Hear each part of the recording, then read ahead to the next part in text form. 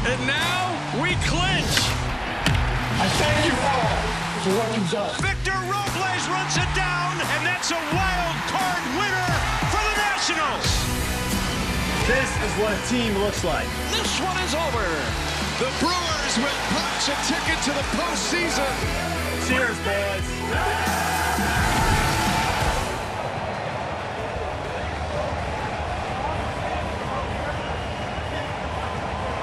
Better than 41,000 have been waiting all day for this moment. Postseason baseball in our nation's capital. And it begins once again in a must-win situation. The National League wild card game. It's presented by Hankook Tire as we watch the Milwaukee Brewers take on the Washington Nationals. Good evening, everybody. Welcome to Washington. I'm Ernie Johnson. This is World Series champion Ron Darling, and this is the newest member of the TBS family, Jeff Francoeur, who played 12 seasons, 13 postseason games, won a Gold Glove. Doesn't get to speak yet because we're going to Ron Darling first. How these teams got here. Let's start with Washington. They had to dig themselves out of a big league hole. You know, they thought their season was over in mid-May. A team that started 19-31. Davey Martinez's team, though, righted the ship. Finished 74-38. Why? They just have great, dominant starting pitching. They also have two great young hitters, Rendon, an MVP candidate, and Soto, one of the best young players of the game. Now, their bullpen has been a concern all year long, but they've outscored their bullpen. That's why they're here tonight. Max Scherzer gets the ball tonight for Washington. As great as he has been, he has not won a postseason game for the Nationals. He's looking for a signature start tonight. Brandon Woodruff, an all-star for the Brewers, but an oblique injury has limited his innings lately, Jeff. And he takes the ball from Craig Counsell, who has an unorthodox approach to this game of baseball. You can't give him enough credit what he's done this year. He's really held this team together. He's going to go out to the mound a lot tonight. He's going to play matchups because that's what he has to do with this baseball team. Christian Yelich goes down, their MVP. All they do is go 13-5. You talk about Lorenzo Cain, Mike Moustakas, Ryan Bryan. They've stepped up for 20 September wins, and you know they want to get the ball to this guy for the 8th and 9th inning, try to send them to Los Angeles for the NLDS. Frenchie, it is great to have you with us here on TBS. As always, this time of year, injuries are a major concern. The fourth member of our crew is Lauren Shahade. Lauren, what's the latest on the bumps and bruises on these two teams? Yeah, Ernie, I have good news all the way around. I saw Ryan Braun and Lorenzo Cain running the bases yesterday, practicing their secondary leads, and when Cain came off the field, he said a lot would have to go wrong for me not to start in that game, all in the lineup, along with Mike Moustakas, whose elbow injury has really been lingering. It gets better and better, and then an awkward swing kind of takes him all the way back to square one. It's an elbow for Suzuki as well. He was funny. He said, Lauren, for an old guy, I feel pretty darn good. Zero pain when I throw down to second base, much to the delight of Max Scherzer, whose ERA is 2 full runs lower with Suzuki behind the plate. But, gentlemen, general consensus here after the grind of 162. If your bones aren't broken, you're going, you're playing. Lauren Shahade, thank you very much. Well, wherever you're watching us tonight, and I have a feeling there are a few TV sets turned on in the Los Angeles area where the Dodgers await the winner of this one. It's wild card night, and it's next. First pitch coming up.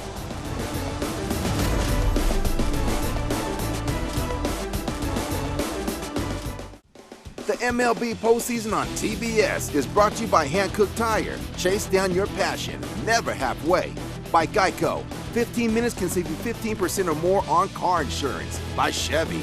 Chevy has earned J.D. Power Quality Awards across cars, trucks, and SUVs. And by Taco Bell. And we welcome you back to Nationals Park here in Washington as the Nats take the field on an 83-degree evening. Should be a great night for baseball as we get the postseason of 2019 started here on TBS. Let's take a look at tonight's batting order presented by Hankook Tire. This is the order that will face Max Scherzer. Craig Counsell sends out Trent Grisham, the rookie, to hit leadoff. Yasmani Grandal's had a tremendous season.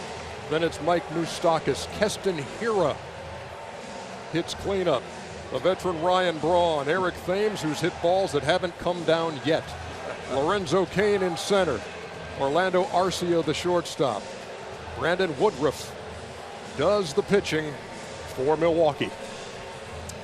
Well, for the first time in his career, Max Scherzer had an injury-riddled year. Missed about 5 starts. His last 7 starts have not been good. 8 home runs given up in 38 innings pitched. But talking with him yesterday, he said he is good to go and good for 120 quality pitches. Yeah, and catching him tonight is going to be Kurt Suzuki behind the plate. They've been a great battery together this year. Really have a good friendship and relationship back there. Done a good job going around the infield. Anthony Rendon, MVP candidate over there at third base. Turner, Cabrera, Kendrick at first base gets to start tonight. In the outfield, you got Soto, Robles rolling around Eaton, and Robles, guys. Dave Martinez says he will win a Gold Glove at some point. Has a tremendous arm, and the only thing better than that is his energy. And you could see him firing up the crowd out there in right center field. We are ready to play ball as you look at Dave Martinez. And that's been the key word for Dave Martinez. Stay in the fight, which he first spoke in July to this team. And it was the first thing out of his mouth when they clinched a playoff spot. How about this game face? Whoa. Trent Grisham stands in against Max Scherzer. First pitch outside.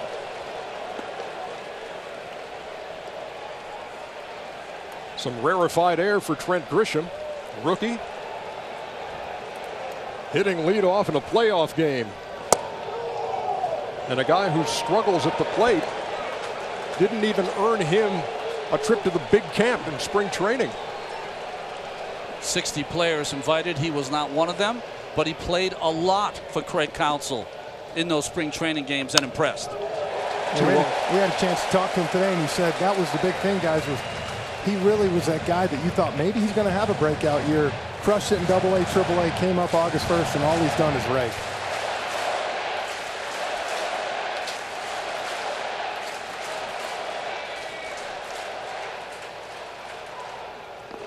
Whoa. 2-2 as the breaking pitch had him fooled. One of the hardest pitches to throw early in a game when you have this kind of adrenaline going is that hard snapdragon for a strike. Scherzer does it. 2 balls, 2 strikes. Here it comes. Scherzer wanted that, but he wasn't getting it from Mike Everett, the home plate umpire. Mike Everett, umpire that usually has one of the largest strike zones in the majors. I don't know if I'd be taking that pitch again right here, 3-2. Payoff pitch to the leadoff hitter. Missed. Low and away. And the Brewers have their leadoff hitter on.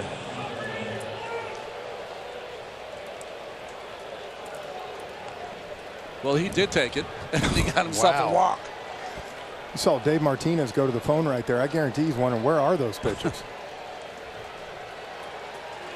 Scherzer, in his 27 starts, has allowed 2 walks or fewer 25 times. He walks the leadoff hitter here, and here's Yasmani Grandal. The switch hitting catcher to right, and well hit. That ball is out of here. A first inning 2-run shot by Grandal.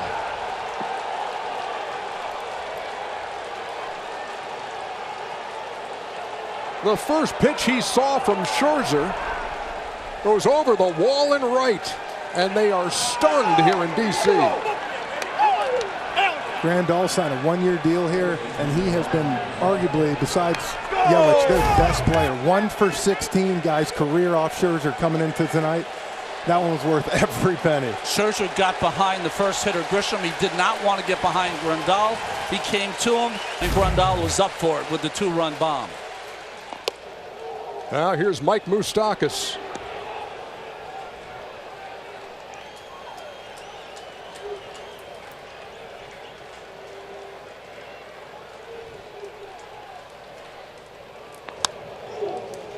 These wild card games are always unpredictable. Some have really been wild, and as you get another look at Grandal's 2-run homer, that thing clears the wall. Moustakas was part of that with the Kansas City Royals in that win over the Oakland A's when they were trailing John Lester late in the game and then rallied to win it in extra innings. He and Lorenzo Cain were both on that team. So Scherzer now in his last 38 innings pitched has given up 9 home runs, all of them to left-handed hitters. 2 balls and 2 strikes.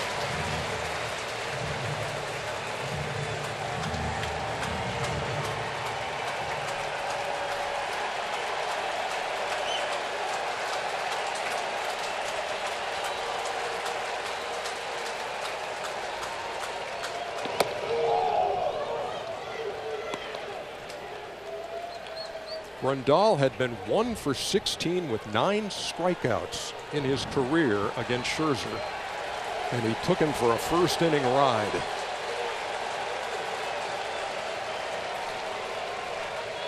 "3-2. In the air to left. Soto over and makes the play for out number 1. That's a big out for Scherzer right there. Just something to calm down, guys. 2-2, 3-2. To start the game really close, walks it, next pitch, 2-run homer. The game started quick on him, but he's got to find a way to calm himself down.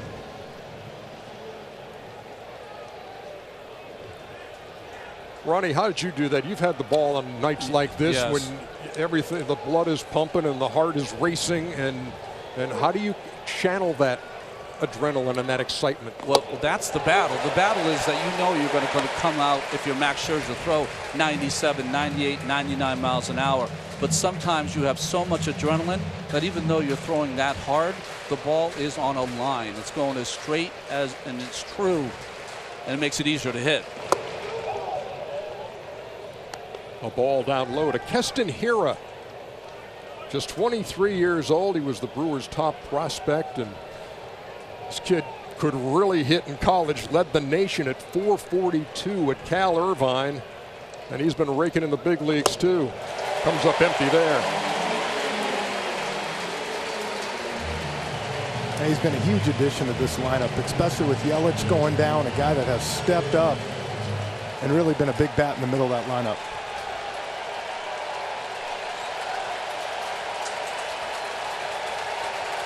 One ball, 2 strikes. Scherzer to the plate, and he struck him out.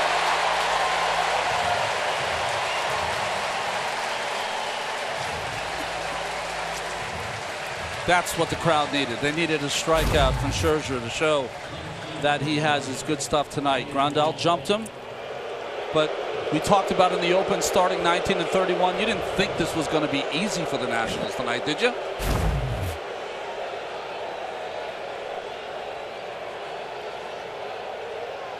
Here's Ryan Braun.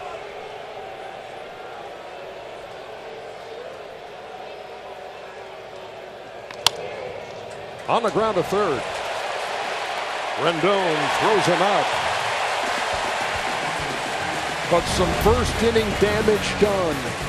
Yasmani Grandal yanks one over the wall and right. Brewers on top.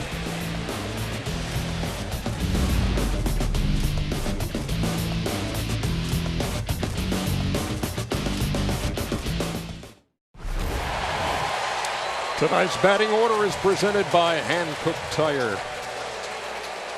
Trey Turner leads it off, followed by Adam Eaton. Anthony Rendon, the most unassuming superstar in baseball, hits third. Then it's Soto, Kendrick, Cabrera, Suzuki, Robles, and Max Scherzer. Brandon Woodruff delivers high at 99, 1-0. Well, Woodruff's got a big arm. He missed 2 months with a left oblique injury. He's only pitched twice since then. 2 starts of 2 innings apiece, and has always pitched well against the Nationals. 2-0, 18 2/3 innings, 23 punch-outs.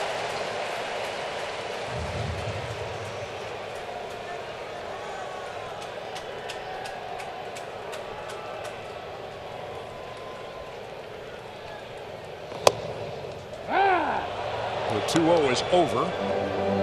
4 strike 1. Woodruff is 26 years old and drafted by the Brewers back in 2014, an 11th round pick.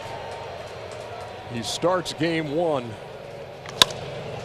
of these playoffs, the wild card game in the National League, and Arcia throws out Turner for the first out. Catching Woodruff tonight, Yasmani Grandal, who just hit the big home run, had a great year this year. Round out over at third, Moustakas, Arcia, Hira, and Thames at first base. Braun, Kane, and Grisham in the outfield. And guys, Kane has done a great job of making plays, and the instincts, one of the best in the game. But this is a team that's a little bit hurt right now and struggling defensively. Here's Adam Eaton. Mike Moustakas in on the grass at third as Eaton takes up high.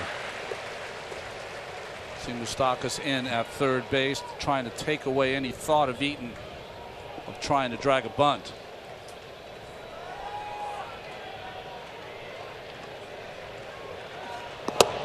And he thought about it. Over for a strike, 1-1. Well, if there's any doubt Woodruff's feeling good, he's throwing 99 tonight too. I don't think that oblique's hurting him at all.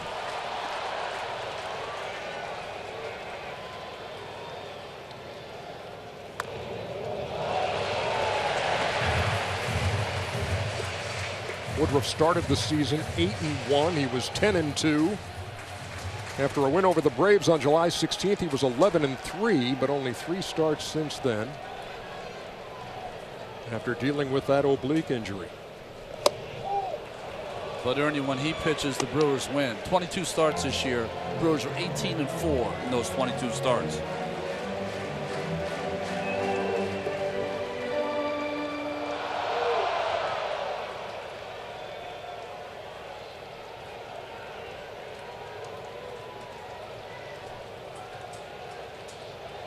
Two balls, 2 strikes, and here it comes. So Eaton works the count full.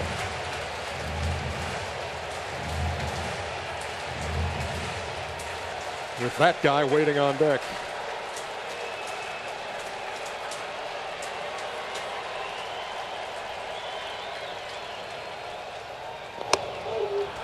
And there is strikeout number 1 for the Brewers right-hander. 2 straight 100-mile-an-hour fastballs from Woodruff, who is as pumped as Scherzer.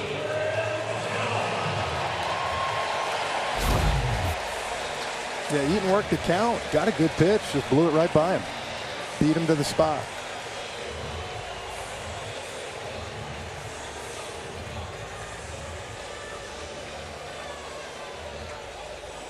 Just a late swing there by Eaton. Yeah, the old phrase, threw it right past him, comes to mind there. 2 down now, and here's Rendon. They scream MVP here in D.C., and for good reason. .319 average, was 3rd in the National League. His 126 RBIs, number 1. He hit 34 home runs. Great glove man.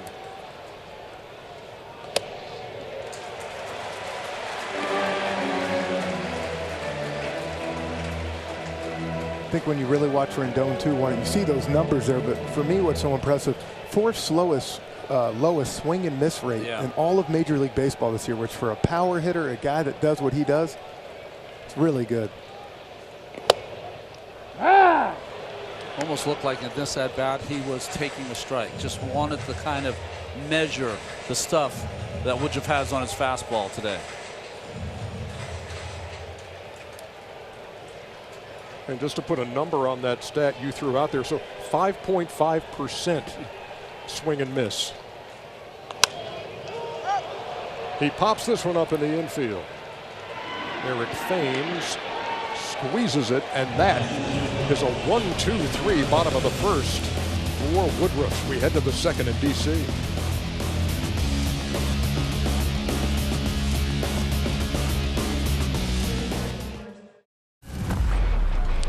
Max Scherzer's last postseason appearance was forgettable. 2017 NLDS against the Cubs. Remember, he came on in relief, and Addison Russell doubled for a couple of runs. He had a catcher's interference in there, had a strike 3 that got away and threw. And man, it just went terribly south after he retired the first 2 hitters. He checked all the bad boxes in that inning. He came out tonight, gave up a 2-run homer in the top half of the first to Yasmani Grandal. And this is Eric Thames, who launches to right center field, and the Brewers have a 3-0 lead.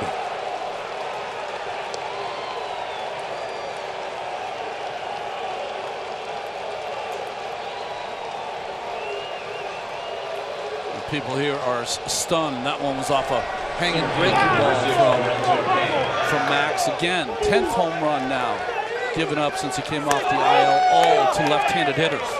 And Thames got it out front, but he's so strong that all he had to do was flip it into that right center field, which is, at this place, that's where the ball carries. Lorenzo Cain swings at the first pitch and grounds it to Rendon. The throw wide, but the tag applied by Howie Kendrick for out number 1. I laugh when you say Thames is so strong. He might be the strongest. What a play by Kendrick.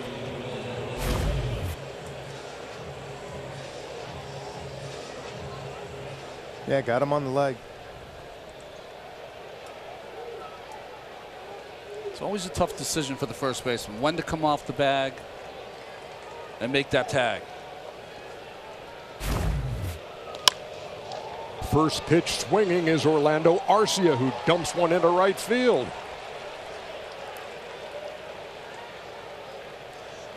So we're seeing a little theme here, aren't we, early? We are seeing a theme of the Brewers are coming out hacking. They are being aggressive. Grandal, who very rarely swings at the first pitch, 109 walks this year, jumped him on the first pitch. Well, this is a team known for working counts. They threw it all out the window. And you look, guys, Braun 0 for 14 coming into this game. Cain 0 for 15. Grandal before that homer 1 for 16. That's why Scherzer's out there right now. He's had success against the Brewers. Here's Woodruff, who squares and then takes outside. Well, this is how the Brewers score. Over 50% of their runs come via the home run. And like you said, Thames almost one-handed hits it out.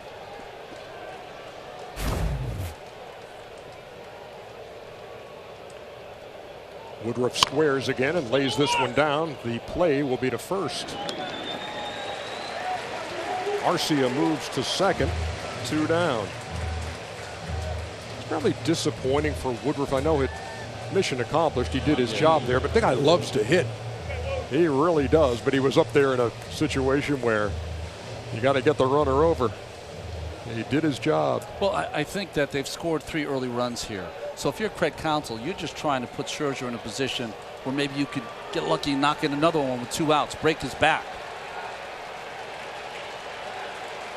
Back to the top of the order now for the Brewers as we play here in the top half of the second, and Trent Grisham stands in. Walked his first time.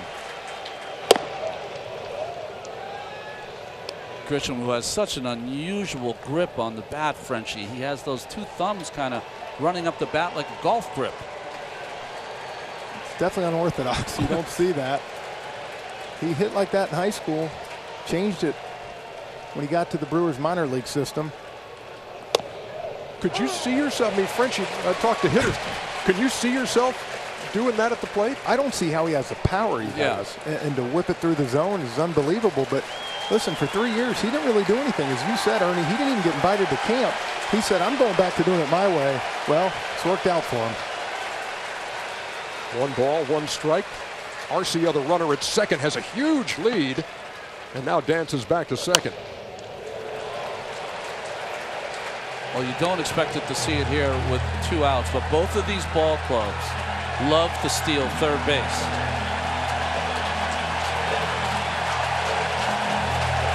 Milwaukee 22 times this year, the Nationals 18. Scherzer trying to get out of this inning without any further damage.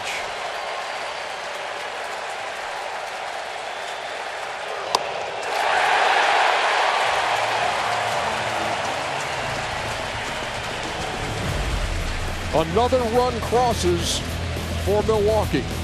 Eric Thames, solo homer, 3-zip.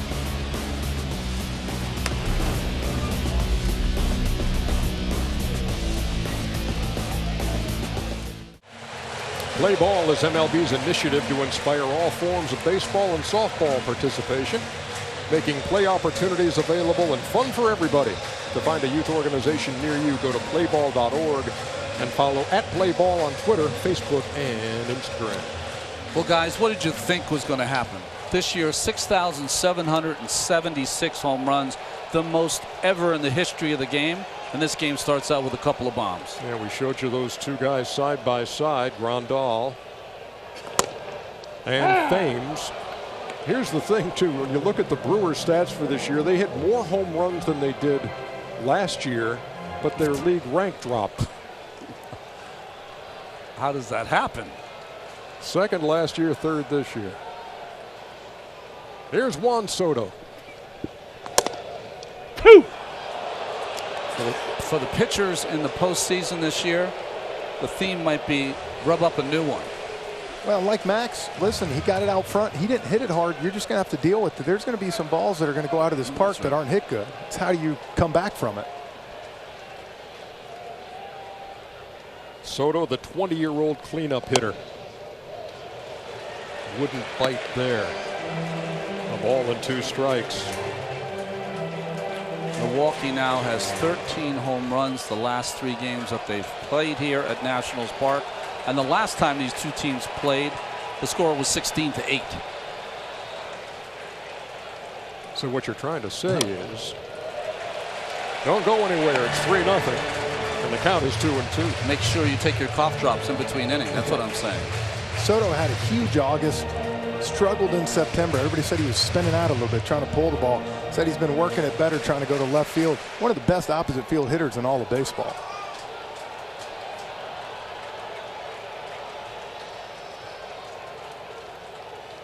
He waits on a 2-2 from Woodruff, and here it comes. Went upstairs and got him. Second strikeout for Woodruff. 1 out here in the second. That's twice now that Woodruff has gone up in the strike zone to Eaton and now to Soto to strike them out. He's got a ton of movement, and we know he's throwing 99, 100 miles an hour.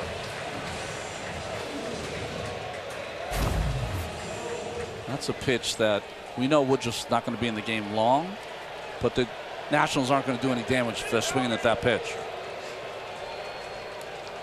Here's Howie Kendrick.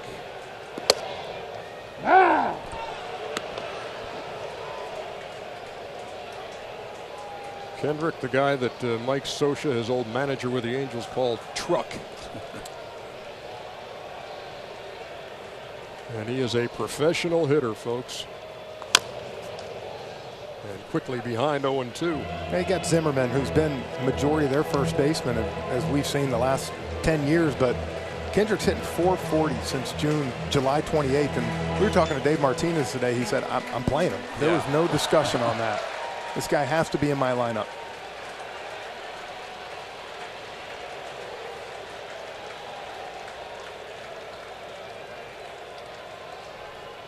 No balls, 2 strikes, and again he elevates, and Kendrick fouls it off, and no room over there for Thames.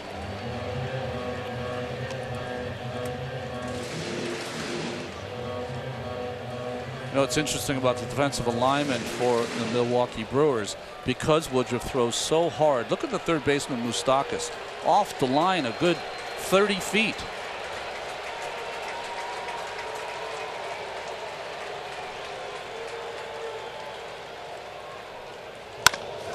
Oh, 2 on the ground and slapped into left for the first Nationals hit of the night.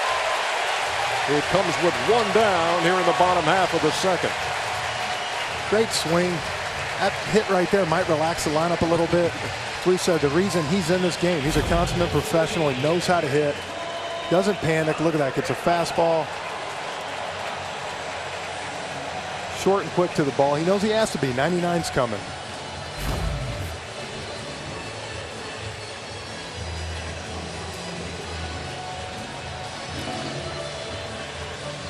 That brings up the switch hitting Asdrubal Cabrera. Released by Texas, came to Washington early August, and has been a catalyst.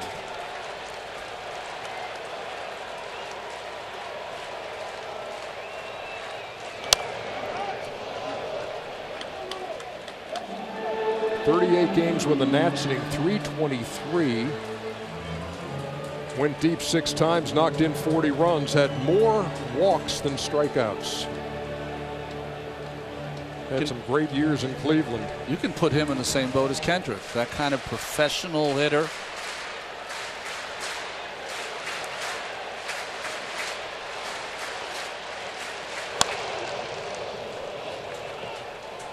That's why these two guys are in the lineup. Dave Martinez say today, Nats manager, I want this guy up with runners in scoring position. He puts the ball in play a lot. He's going to have a professional at bat, and he's got experience. He's been to the postseason. It had to be hard to make out this lineup, though, because Brian Dozier had good numbers against Woodruff. Gerardo Parra had good numbers against Woodruff. Yeah, Cabrera 412 with runners in scoring position here in Washington, hence 40 RBIs in 38 games. Moustakas moves across the infield as they shift. Oh, late timeout call there by Mike Everett. I've always thought there's a correlation between how many years you have in the major leagues and how what you get that call timed out. So you see Moustakas, the starting third baseman, is now in shallow right. Here, the second baseman, shaded toward the bag. Arcia, the only one on the left side. And he just did stay alive.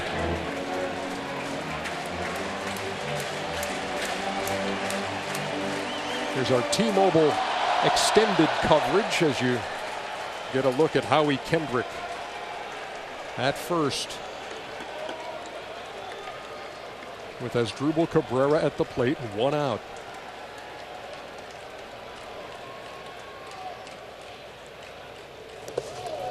In the dirt, Grandal did a great job of keeping that in front. Well, Yasmani Grandal was criticized the last couple of seasons as the catcher for the Los Angeles Dodgers for these kinds of pitches and his ability to block them, but textbook right there by Grandal. You ask any of the guys on the coaching staff, he's in there for 4 hours a day watching film, first guy at the field. I think after what happened last year, he took it a little bit personal, and he's had a great year this year.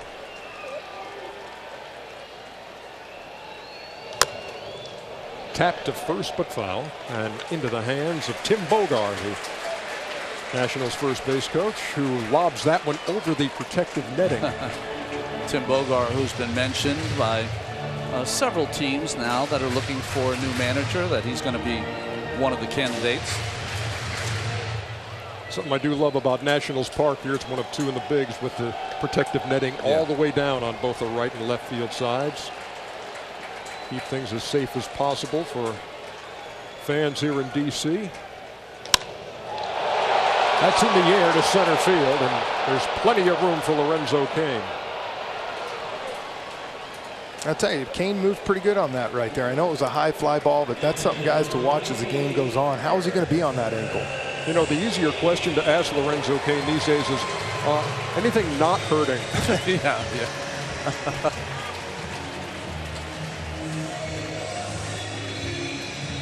Trey Counsell, the manager, said we asked him when he knew Lorenzo Cain was ready to go. He said once we kind of pushed him out on the field. Once he got on the field, he was playing. It's been a left knee, a left ankle, a thumb, his side. He anchors that outfield defense for the Milwaukee Brewers. Here's Kurt Suzuki.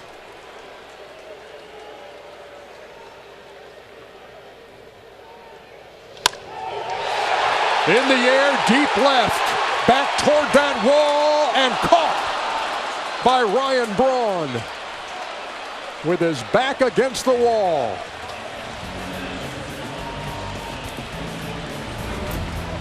It got them on their feet here at Nationals Park. Not quite enough.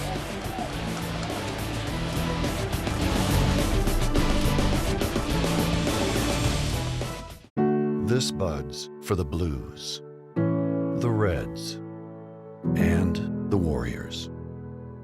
This buds for the Giants, the Jazz, and the Magic. This buds for the home team.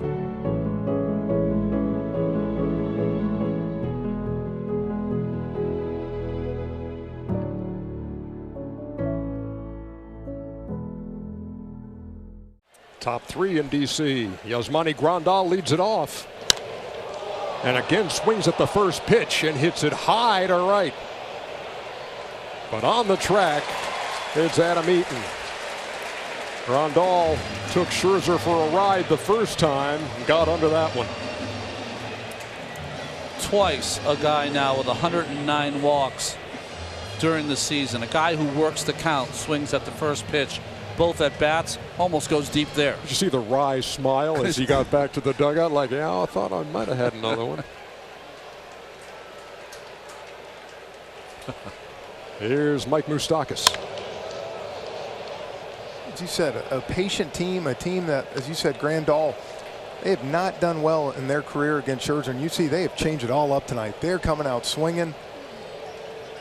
They're going to try to get something before they get in a count where they feel like they can get taken advantage of. No balls, one strike. First effective change we've seen from Scherzer in this game. Usually that pitch is one of his most effective versus left-handed hitting.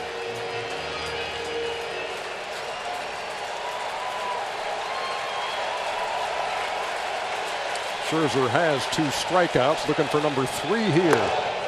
Breaking pitch stays inside. 1-2.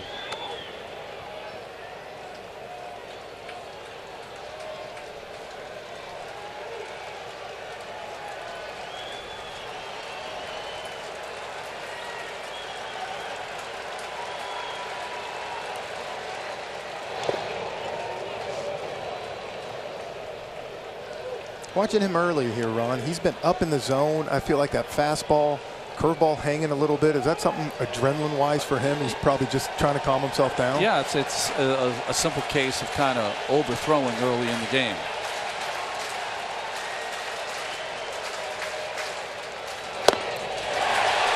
Fooled him and struck him out. Moustakas out number 2. The blue eye, brown eye phenomenon that is Max Scherzer.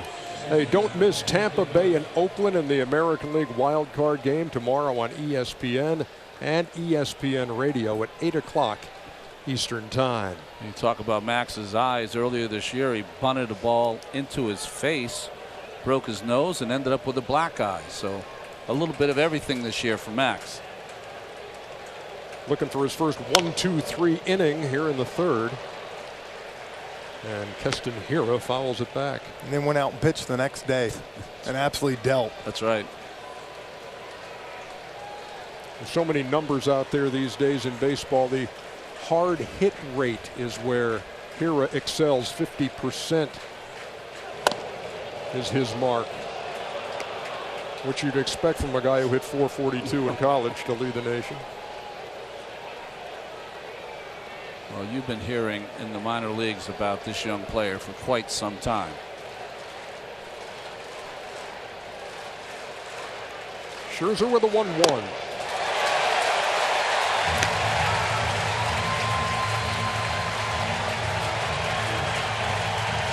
Tell you what, that calendar turns to October, and a 1-2 count has 41,000 on their feet.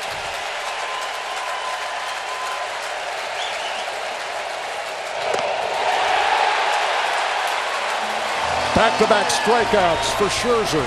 His first 1-2-3 inning. We'll be back.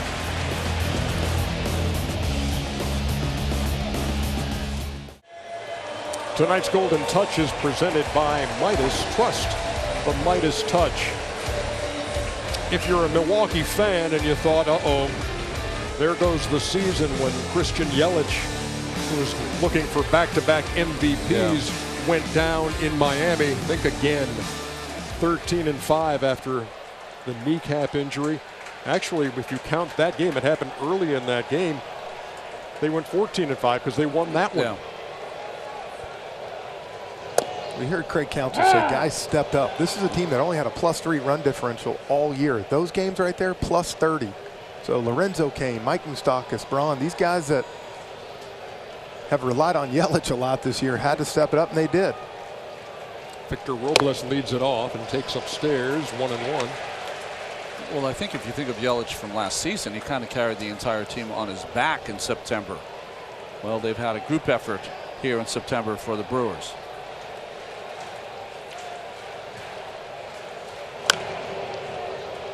You know, as we talked to Craig Counsell before the game and talked about how the team really kind of got galvanized after the injury to Yelich and hadn't really thought much about it until last night.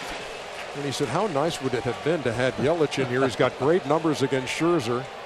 He makes things happen. He stole 30 bags, but unavailable. He said he even texted him, asked him if he could play today. Yeah, and then Yelich said when he really kind of came to him that he wasn't playing, he landed last night to meet the team, and he said it really hit me. I'm done for the year. But you see him, he's going to be there all postseason with those guys. Robles waiting on Woodruff and a 2-2 pitch. Strike 3 called. Moments ago, Lauren Shahadi caught up with Brewers manager Craig Counsell. Craig, your guy's aggressive in the count tonight. Was that part of the plan against Scherzer? Yeah, our right-handers have done a really nice job being aggressive, but it's our lefties that have done the damage. You know, Yaz being aggressive, it's a good plan against a guy as good as Max Scherzer. Did Braun tweak his calf on that Suzuki catch? Yeah, he's all right. I mean, I think a little bit. I've noticed a little bit more limping, but I think he's all right. Appreciate it, Craig. You got it. Thanks. Scherzer rounds up the middle for the second out. Well, I know you both know this phrase, country hardball. Well, that's what Woodruff is playing so far in this game. There's no setting up hitters. There's no upsetting the timing. It's like, here it comes. You ready? Here it is. Yeah. I think we saw him throw maybe a couple changeups to Cabrera. Other than that, you said it. He's throwing that heater, trying to stay up in the zone and telling the guys to catch up to it.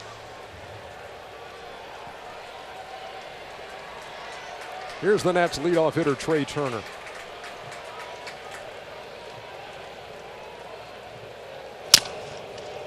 Shattered his bat, and it's 0-1. When he gets back to the plate, we'll take a look at his grip with the right hand, because he really lets the index finger on his right hand stay off the handle after breaking it, trying to lay down a bunt early in the season. Yeah, so what he's done, he's made an adjustment. We talked about Trent Grisham and what he does with his grip with the bat, but Turner's had to do this just because of that injury. He's altered the way he holds the bat. That index finger lazily off the bat. No balls, 1 strike. And quickly 0-2, and Mike Everett got the business end of that foul tip. And you don't see a lot of guys do that ever, but Trey Turner said it's also made me realize that if my hands are loose, I'm quick to the ball. Yeah. And he says it's actually helped me in a way. He's got 5 home runs his last 10 games.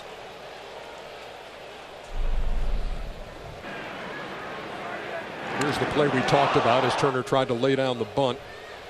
Right index finger. A rainy night here at Nationals Park when he made that attempt. And let's check in on Mike Everett now, too, because the umpiring crew has all come to the plate. I didn't think it caught him in the mask. I thought it caught him in the right shoulder. No, right off the side of the mask. Well, he was staggered for sure. Yes, he was. Ooh. And if you could see Grandal's reaction immediately, he knew. There's a certain sound when it hits the mask that the catchers know that it was a direct hit. Looks like Mike's going to shake it off. Way to go. Guy who's worked 6 league championship series and a couple of World Series. Works behind the plate here in the wild card game. Pressure on those guys too. On a night like this. Nowhere near with the 0-2. Run down the umpires for you real quick. Kerwin Danley at first. Jeff Nelson's the crew chief at second. Corey Blazer at third. David Rackley on the left field line and Carlos Torres on the right field line. And this is Carlos Torres' first playoff game. Well, maybe that's why he's not throwing a slider. He does not have the feel for it yet, but he certainly has a feel for number one. Well, and he knows what Turner can do. He likes that fastball in. You know he's important to this team. 75 and 47 with them in the lineup, guys. 18 and 22 without him.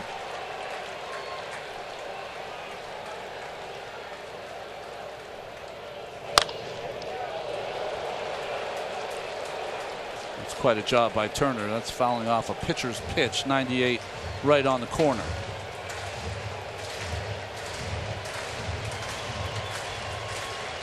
There you go.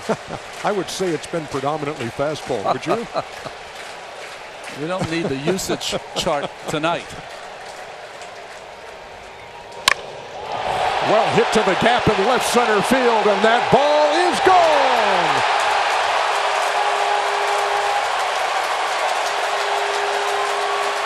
Trey Turner gets the Nationals on the board. It's 3-1. You saw Woodruff trying to get him out with some sliders away, guys. Turner can absolutely crush fastballs. He went with 98 right here. Turner got the bat head of the ball. Get Washington on the board and get this crowd back in the game. How about the home run dancing?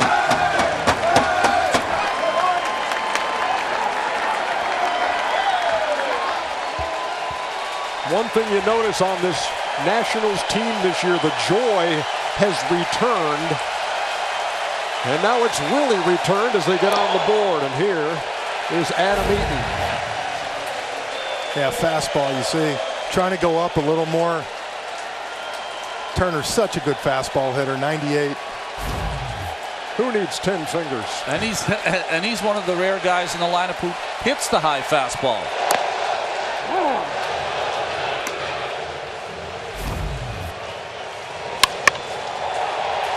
Could tell the sound just by the sound of that one. That was loud. The Nationals 335 RBIs with 2 outs, led the National League this season. That looked like the old "We Are the Titans" as he went into the dugout. Meantime, Eaton pops it up and Arcia squeezes it for out number 3. But Trey Turner gets the Nats on the board as we head to the 4th.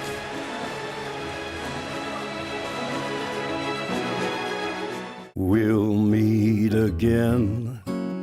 Don't know where, don't know when, but I know we'll meet again some sunny day. The 2019 National League Wild Card is presented by Hankook Tire. There's Trey Turner, who got one he liked from Brandon Woodruff and homered in the bottom half of the 3rd. Got Washington on the board. They trail 3-1 as Braun, Thames, and Kane will face Scherzer here in the top half of the 4th.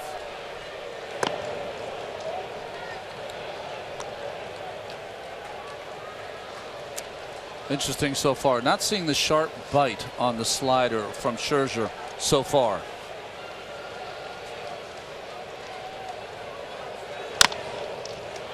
Slapped right to first, and Howie Kendrick will put that in his pocket.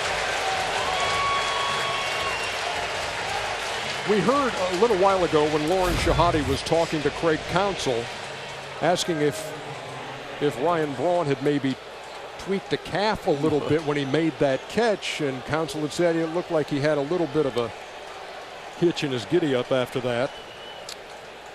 Might hurt his calf. He's also, he's had chronic back problems for a long time too, so I'm sure that didn't feel good. You see him wrapped up.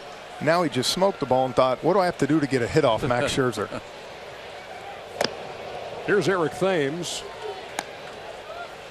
who homered to lead off the 2nd.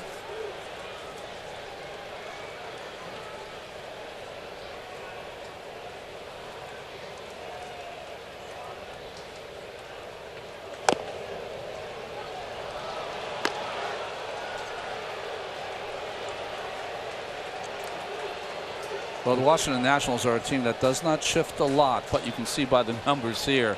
Thames on the ground, ball's going to be pulled.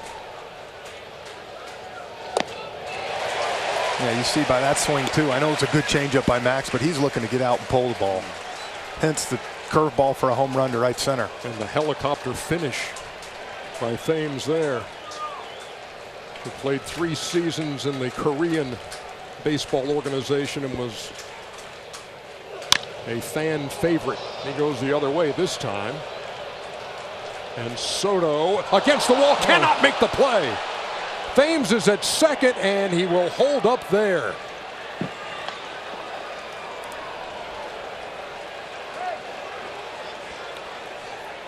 When it left the bat, it looked like a routine fly ball to left. It drifted, and Soto couldn't haul it in. This is a ball that I think we thought was just, it kept carrying here, but Soto right here, that's a ball he can catch. If he gets back to the wall, I know he kind of floated back there and got back there easy thinking it was a can of corn.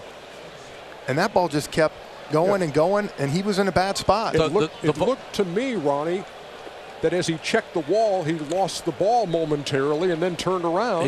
He did. The ball drifted, so did he. And whenever the ball comes off a left-hander's bat, that ball's going to drift back towards center field. Ball in the dirt to Kane, blocked by Suzuki. It's a double for Thames, which should have been out number 2. Instead, 1 out. Runner in scoring position for Kane, who grounded out to third his first time.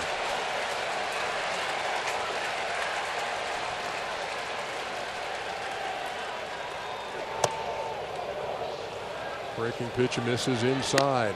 Tough break for Max too. He'd been getting in a little bit of a groove. Just sat down 7 guys in a row right there, feeling like that's another easy out. Instead, now you got a runner at second, down 2-0 to Lorenzo Kane.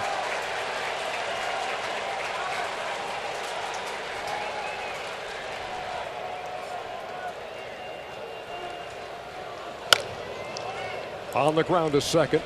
Thames will advance to third with 2 down.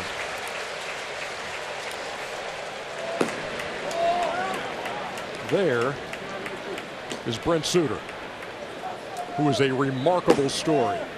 Tommy John surgery last August. He returns this season and has been one of the bright spots in that bullpen for Craig Counsell. Hasn't given up a run in his last 17 1/3 innings pitched as Brent Souter. Here's Arcia.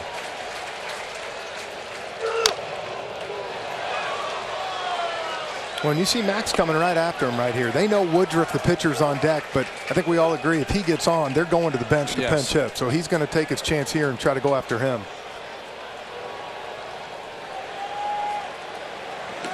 Souter up in case Scherzer has to face Woodruff.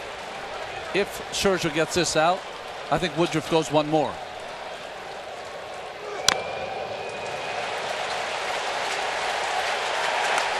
Well, we heard Craig Counsell today. He told us, guys, best case scenario, 4 innings for Woodruff. That's what he'd like to get out to set him up.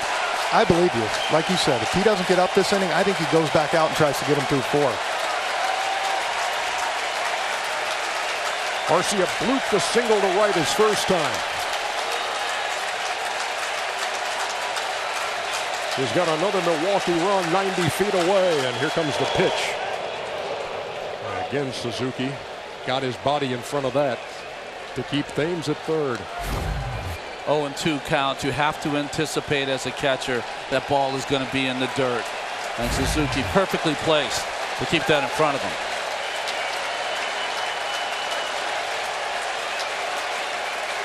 Scherzer ought to be sitting in the dugout right now, but instead has to continue to work on Arcia.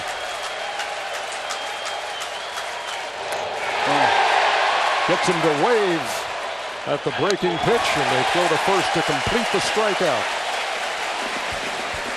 Brewers get a runner to third, but can't score him. We head to the bottom half.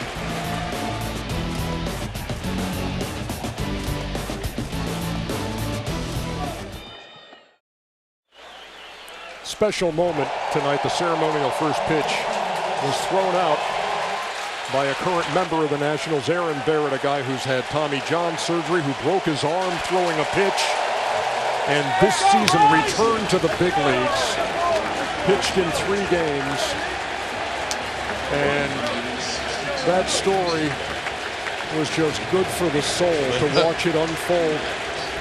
He made his return to baseball, to the big leagues in Atlanta, and was in tears.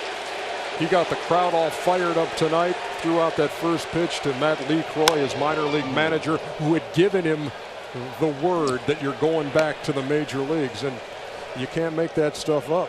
We told Aaron, will you take it easy on us? We're getting emotional in the booth every time you're out there. He says, I'm trying to hold it together. And you see who he's sitting next to, Johnny Venters, the other guy who's had 3 Tommy Johns. That's right. So those two know what it's like to work through something and come back. No balls and a strike to Anthony Rendon, who grounds to third. Moustakas made a good play, charged that ball on the backhand and threw him out. So Rendon is 0 for 2.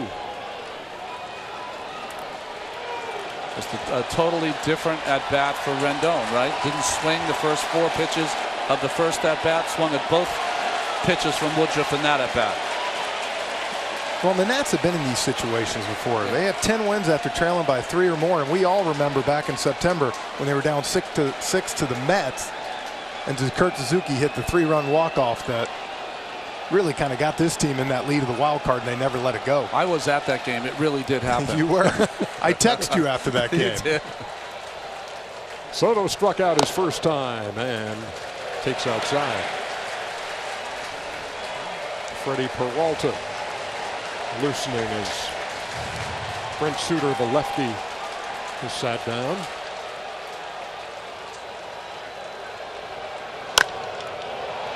That thing is 6 miles high.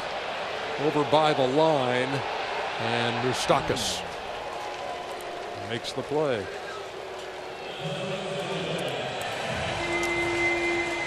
If you're asking why Peralta's up and not Souter, Souter will start innings. Peralta, if Woodruff needs help, will be here to get him out of this inning. Well, I think one thing Craig Counsell does a good job with that pen is he keeps those guys fresh. He told us today if Souter pitches 2 innings, he doesn't pitch for 2 games.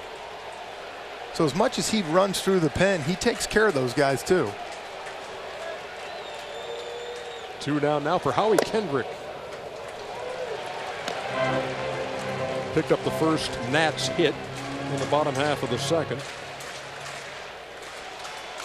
Washington has only 2 hits. The other left the yard. A home run by Trey Turner.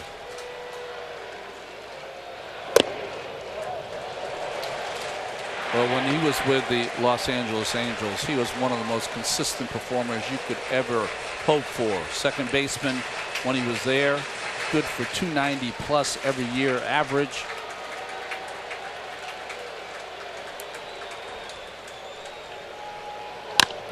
The 2-0, line to left. Braun over and makes the play. 1-2-3 inning for Brandon Woodruff. 4 innings in the books.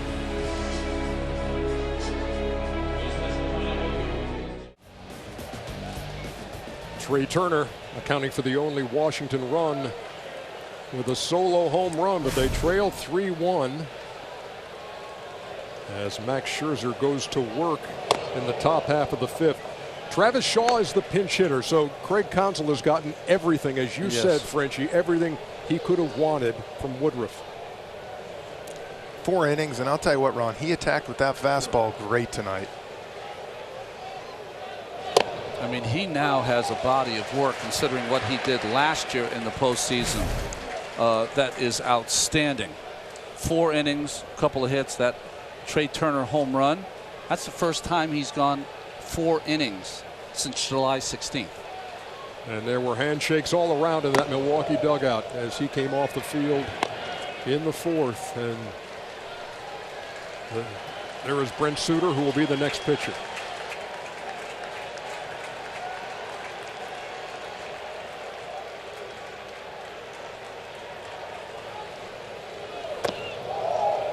How good a feeling is that, Ron, as a pitcher, when you go out there and This is a high leverage game, obviously, and you've done your job, and now you watch and see if your bullpen can hold that lead for you. Well, you know, it's an unusual position because we talked about him being an all-star this year, and that earlier in the season, he's a guy that you expected 6-7 innings out of. And Scherzer walks Shaw to lead off here in the 5th. That last inning ended, as we revisit the Braun story, Ryan struggling a little bit to make his way around that field, but he certainly made that play to end the inning. Yeah, and you can see he's favoring it right now. And guys, if they stay up 3-1, it's going to be interesting to see. He might get one more bat. You might see Gamble come in the game defensively.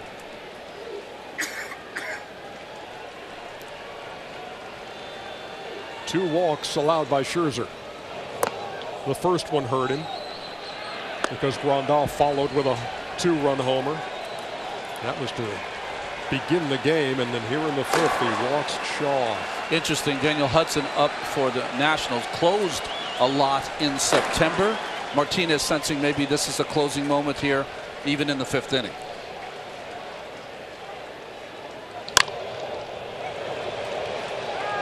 Fouled by Grisham, and a long run for Trey Turner. If there's anybody designed to make a long run, it's one of the fastest guys in the league. And Turner flagged it down for the first out. The postseason captivates us with its dramatic moments, and the MLB At Bat app has them all. It's the one place to get everything for your favorite team's postseason chase. Video highlights, pitch tracking, and much more. Download MLB At Bat today. The most interesting first pitch of tonight's game, because Grandal hit a home run on the first pitch he saw in his first at bat, almost hit a home run and curveball on the first pitch in his second at bat. And the first pitch in his third at bat is swung on and fouled. Almost pinned the ball girl to the railing over there. That ball was hit so hard. Here's StatCast powered by AWS. Yeah, almost 108 exit velocity, guys. The only question here, if the ball is going to be high enough to get out for a homer.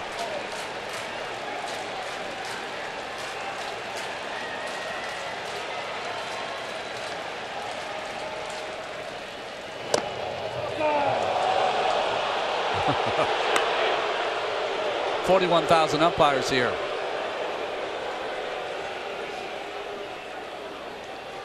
Actually 41,001. And it's that last one. That's what counts. Yes. And that's Mike Everett behind the plate. 1 ball and 1 strike. Travis Shaw just a couple of steps off the bag at first. As that pitch sails high and away. 2-1.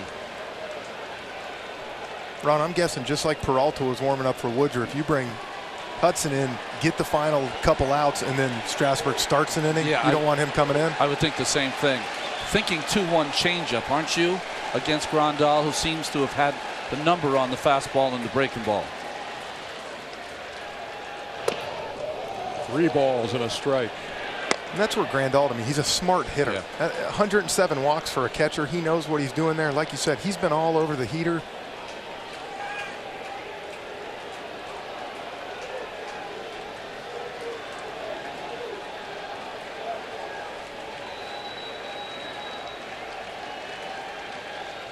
(3-1) to Grandal.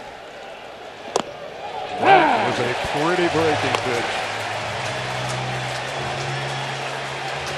That's confidence right there. As a hitter, French, you got to take that pitch. You're not looking for that. That's a big time pitch right there.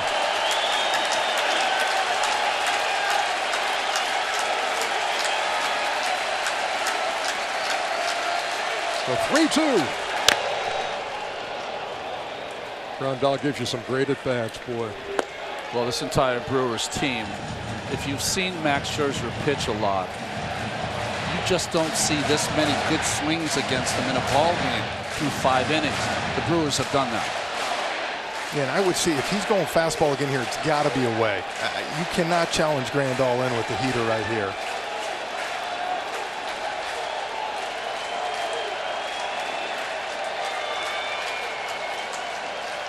Another payoff pitch to the Brewers catcher. They have swung at ball 4 there and fouled it off.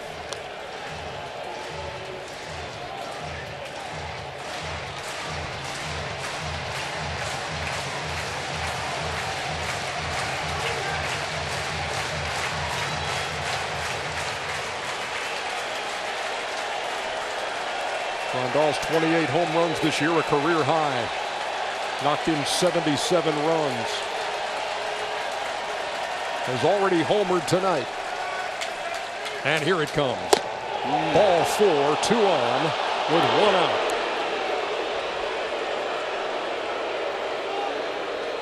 Well, the name of the game, right, if you're a hitter, is your ability to own the strike zone and know the strike zone and what pitches to swing at. And Grandal is as good as anyone in the National League at differentiating but between the pitches and taking that nasty cutter. That's how you draw 109 walks.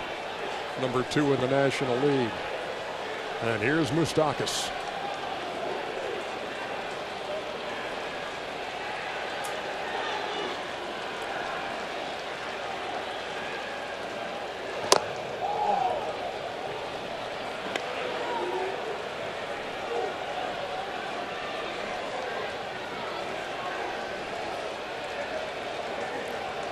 Moustakas and Hira 0 for 4 combined with 3 strikeouts. I think if they had done some damage, you might see Hudson in this ball game right now. Runners lead from first and second. And Moustakas had a great cut, followed it straight back. And we're even at 1-1. The left-handers have done the damage tonight against Max, and they're 1 swing away from making this an ugly game. Left-handers tonight, left-handed hitters for the Brewers tonight, 3 for 8, 2 home runs, a double.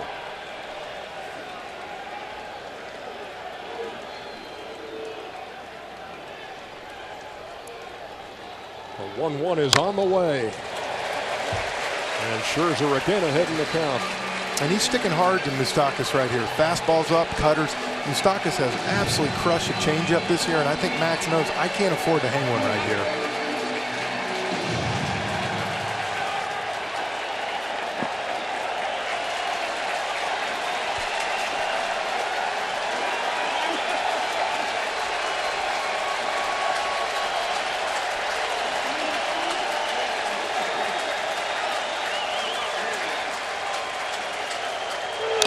Two pitches fouled straight back.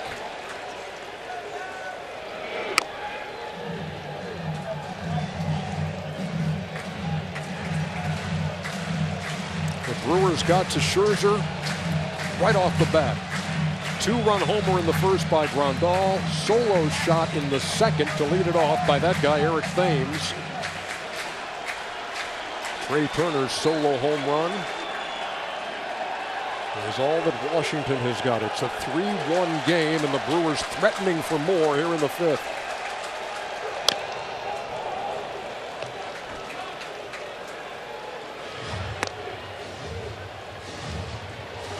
I mean, real brilliant at-bats here by the Brewers. Those are pitches that are on his thumbs, and he's staying at the at-bat. That's a frustrating thing for Max right now. I think he's getting frustrated. They're fouling balls off that you're used to seeing guys swing through and really making it difficult for him to put them away.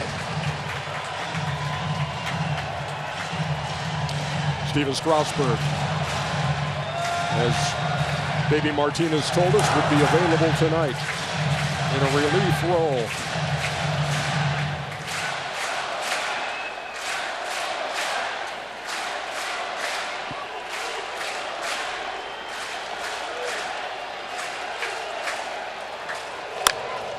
Line foul just past Kendrick at first.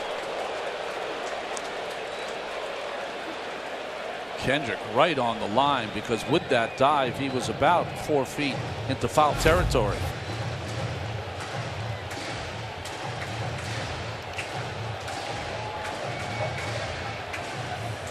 Milwaukee trying to add to its lead here in the 5th. Runner in scoring position. They struggled in that department this year. They were dead last in the National League at 237.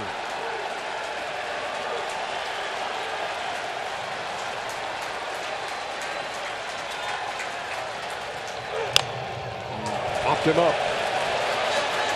Rendon, infield fly.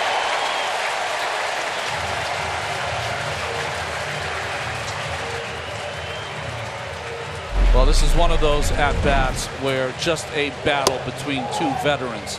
Scherzer with the first pitch fastball up. A couple of those fastballs in. Moustakas had a great cut. That one right there, he fouled straight back. That one stayed in the at-bat. Changeup almost hit it down the line for a run-scoring double. And then finally Max won the battle. And as a hitter right there, that changeup was the pitch that set up that whole sequence. Moustakas is a great changeup hitter. Hit it foul. He came back with that heater, just got him off it. Scherzer has had Keston Hiura's number, and he throws it by him there, 0-1. Hiura has struck out twice as he makes his postseason debut. Hiura only played in 84 games and 19 home runs. Swinging at that pitch up, but he's got power to right center field.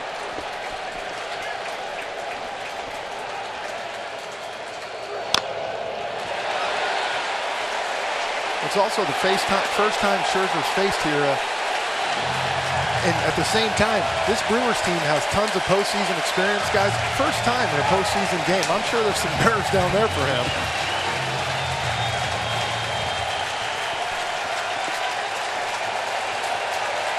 Scherzer trying to wiggle off the hook again to keep it a 2-run game.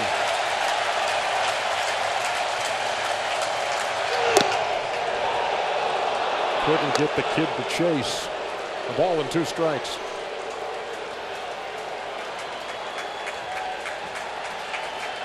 I don't know if I've ever seen Max Scherzer work this hard to get through 5 innings.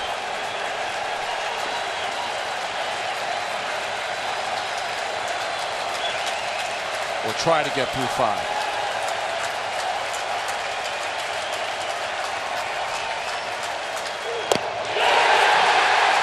He's gotten Hiura for the 3rd time tonight.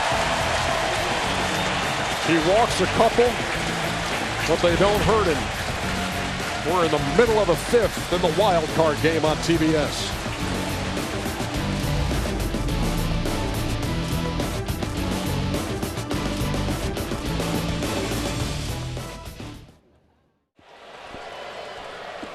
You got to be ready when you face this first Milwaukee reliever, Brent Souter, who works extremely fast. And he misses the mark to Asdrubal Cabrera to start off the 5th. Mark Burley was always the mark to try to shoot for. Souter works about that quickly.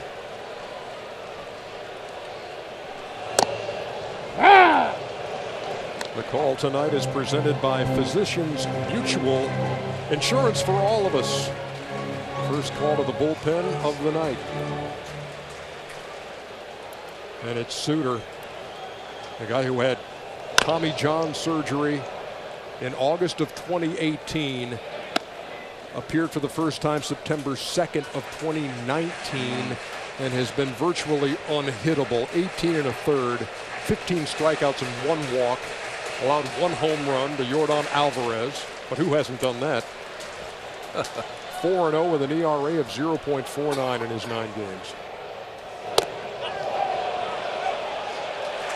They checked down there with Kerwin Danley at first. He said that there was no swing by Cabrera. I mean, there could not be a better bounce pass into a game for Souter. Woodruff throwing 99 miles an hour. A softer tosser is Souter. I honestly thought he went on that high fastball. When you can see Cabrera taking his time, they all know Souter loves to work. They're going to try to make him feel uncomfortable. He's holding righties to a 128 average, so that cutter has been tough. Sometimes, though, when you try to take your time with a pitcher, you get yourself out of sync. 3-2 pitch. All the way. They didn't think he would come back this summer, Souter, and they just kept getting reports that he was throwing 3 innings, 30 pitches. Every report was saying that he was right on time.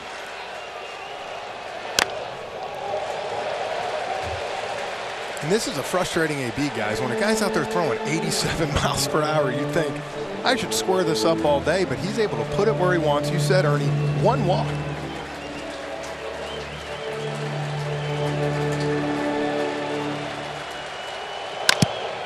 On the ground to short. Arcia throws him out for the first out. The story goes that Souter had a 2-minute and 26-second half inning this year.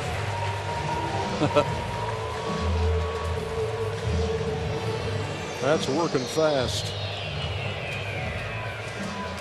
But, and you know this, Frenchie, you play behind a pitcher like that, you love it. Keeps you on your toes, huh? It's your favorite thing to do. You get out there, within 5 minutes, you're back in the dugout hitting.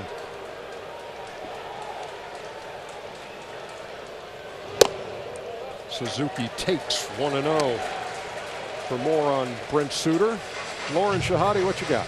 Ernie, you guys mentioned Craig Counsell saying 4 innings for Woodruff was best case scenario. He's also said he's a nice contrast to Brent Souter. To your point, Ron, there's the righty-lefty element, but one has a plus-plus fastball, one's a soft tosser, extreme power versus extreme finesse. Woodruff touched 100 tonight. Guys, Souter didn't throw a single pitch above 90 miles per hour all year long. And thank you, Lauren. And you can speak to that too, Jeff, as a hitter. When maybe you're just getting used to what the starters got, and then you bring somebody in who's that different. Yeah, well, you're gearing up for 98. You're used to it. And you saw it. Even though Cabrera grounded out on that pitch, he fouled 2 or 3 pitches up. Same thing, Suzuki there, popped it up. Listen, would you love to have 6 haters in your bullpen? Of course you would. But if you don't, versatility can be your friend. Having different guys come in with different kinds of a repertoire. Look, I'm writing that down. Versatility can be your friend. It's good to live by. Strasburg continuing to work up a sweat as Robles takes a healthy cut, and it's 1-2.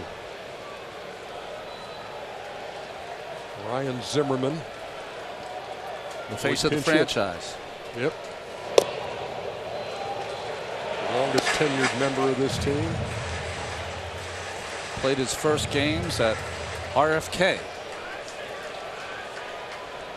Souter's got the ball back and ready to go and is fouled back. And that's one thing. The Nats haven't been able to get guys on base. They haven't been able to put a pressure on this defense. Talked about some arms that are kind of sore right now, some outfield legs that aren't healthy, but they're letting Craig Counsell and this team stick to the script. They've gotten a single from Kendrick in the second, the solo home run from Turner in the third, and that's it in the hit department. 3 balls and 2 strikes. Well, if you're a Nationals fan, you would love to see Robles somehow, some way get on the base and have the franchise come up and maybe do something big.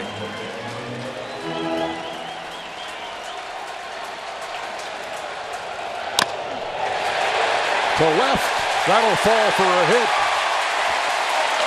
Robles aboard with 2 out. Robles took a good at bat there for the youngster.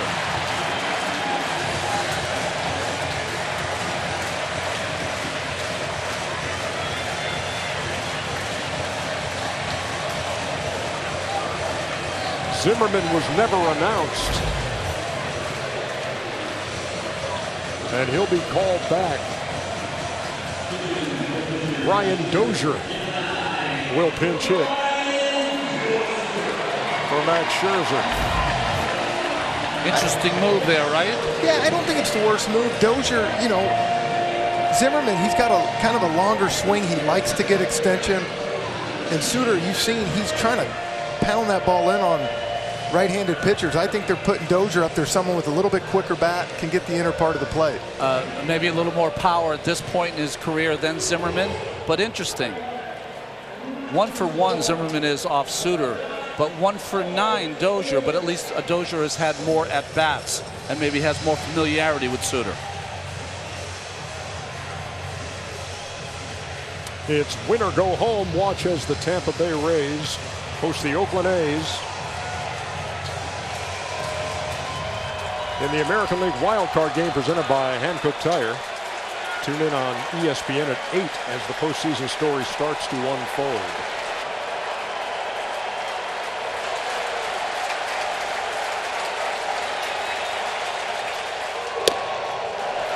Dozier takes 1-0.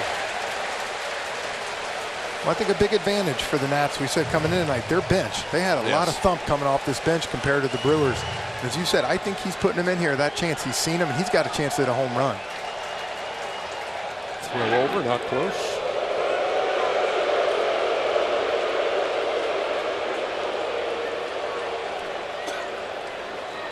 Big part of the Nats game, of course, is stealing bases against the left-handed Souter. I don't think it's going to happen for Robles. Dozier didn't think much of that call, but it's 1-1.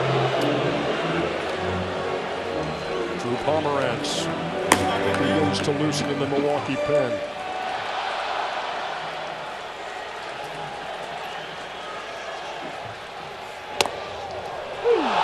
One and two.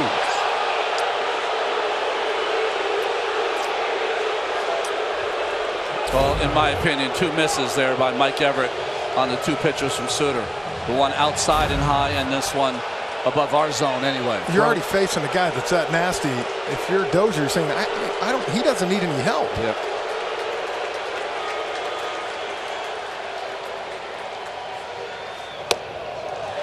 That sails upstairs 2-2.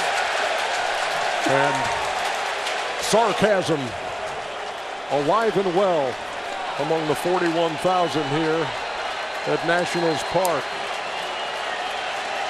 Robles with the lead at first. Souter to the plate.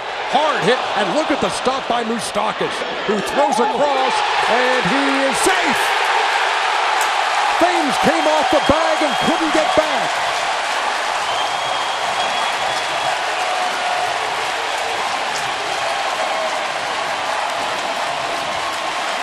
Great stop by Moustakas right there, but that's an area all year where he's kind of been hurt with that arm. It wasn't a bat, though. He just pulled him off enough that Dozier was able to get there before. It was a great stop on a ball that was absolutely smoked. And yes, the ball just really sailed, and it looks like the Brewers are going to review it. I don't know why. He's absolutely safe at first base.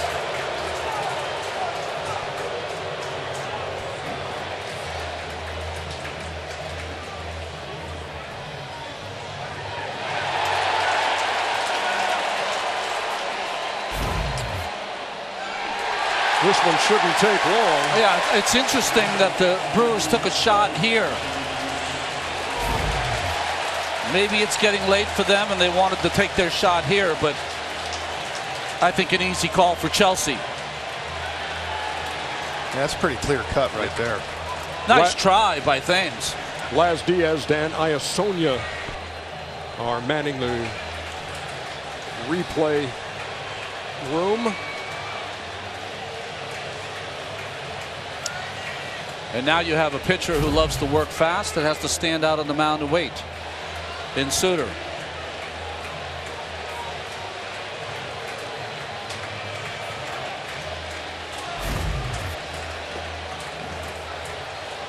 So what they're trying to check, did he have his foot on the bag when he originally caught the ball? That looked pretty close right there. That's what they're checking. Yeah.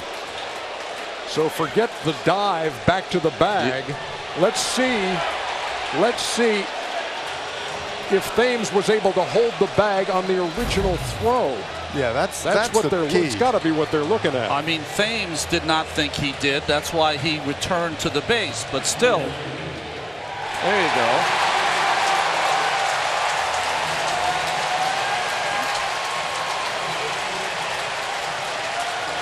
It's interesting. That's a hit for Dozier. Usually they separate a play. Even if you make a great play, if a good throw would have gotten him, that's an E5.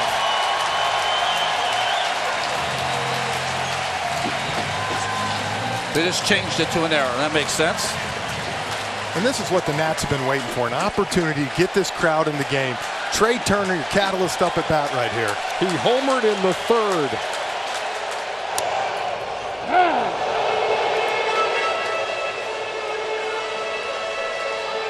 That first pitch by Souter down. You have to keep the fastball down to Turner. Loves the ball middle of the plate, in and up.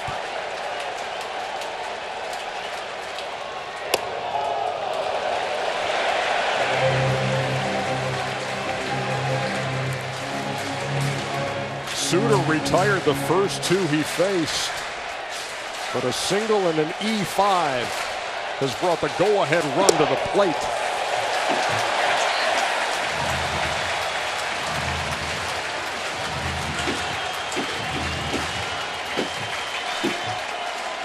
To me, 2-1. Turner's got to be looking for that cutter right here. Get ready and get the hands out. In the air to left center field. And Lorenzo Cain makes the catch. End of threat. End of 5 on TBS.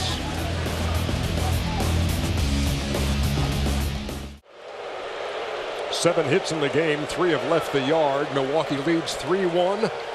Winner goes on to play the Los Angeles Dodgers. Best of 5 in the National League Division Series. And here's uncharted territory for Steven Strasburg, on in relief for the first time in his career in the regular season or postseason. Has done it in the All-Star game. But here we go in the wild card game. After Scherzer went 5, Strasburg is on to face Ryan Braun. And the first pitch is lined to left. Under normal circumstances, he might think about challenging the arm and left, but Braun is hobbling, and he's at first. Brings Eric Thames to the plate and brings us a StatCast powered by AWS. And you see that launch angle, or the launch angle was great. The exit velocity wasn't hard. He didn't hit it hard off Scherzer, but as we said, he got it just enough, and he's maybe the strongest guy in baseball. So Braun greets Strasburg with a single. And Thames takes a strike. Well, this is what they wanted to do. If Scherzer faltered, they wanted to come in with Strasburg. They wanted him to start an inning. Of course, he pitches from the stretch all the time anyway, so not a big change for Strasburg.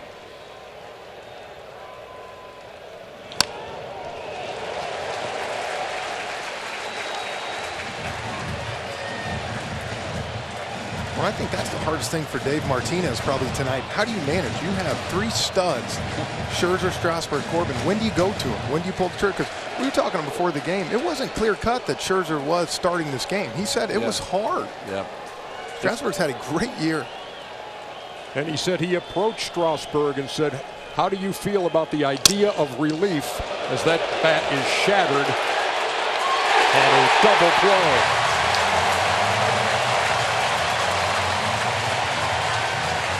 Let's go to Casey Stern in Atlanta. Case.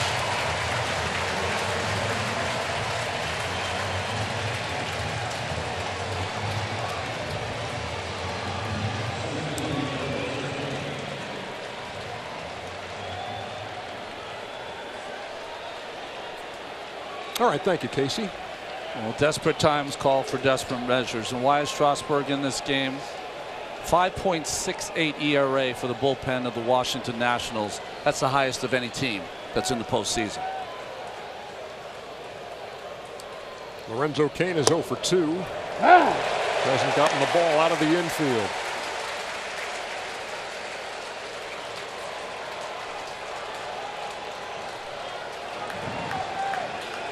Drew Pomeranz continues to loosen in the Milwaukee pen.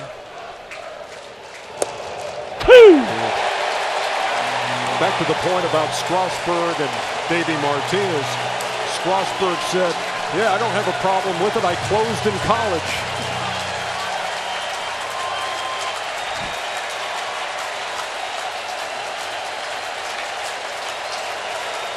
The 0-2. That was about a 54-footer. Well, if you're Martinez, you have to manage this game to keep the runs at 3 for the Brewers and hope your team comes back.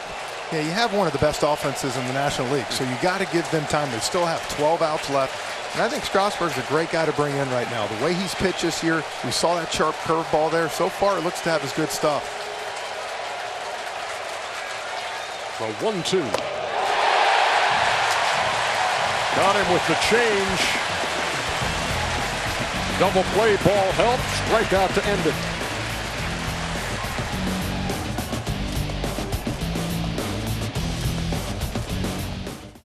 This Bud's for the Blues, the Reds, and the Warriors. This Bud's for the Giants, the Jazz, and the Magic. This Bud's for the home team.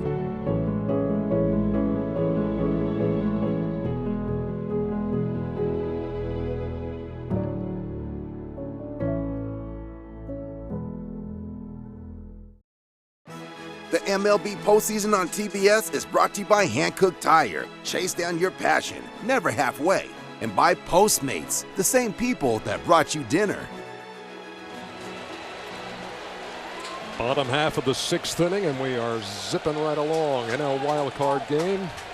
At the trading deadline, most people thought that Madison Bumgarner, As Adam Eaton flies out to left off the guy you're about to talk about. Well, Drew Pomeranz. Yeah, most people thought Madison Bumgarner or their closer Will Smith were going to be traded and play a role with a postseason team. But it's Drew Pomeranz that's played the biggest role for Milwaukee.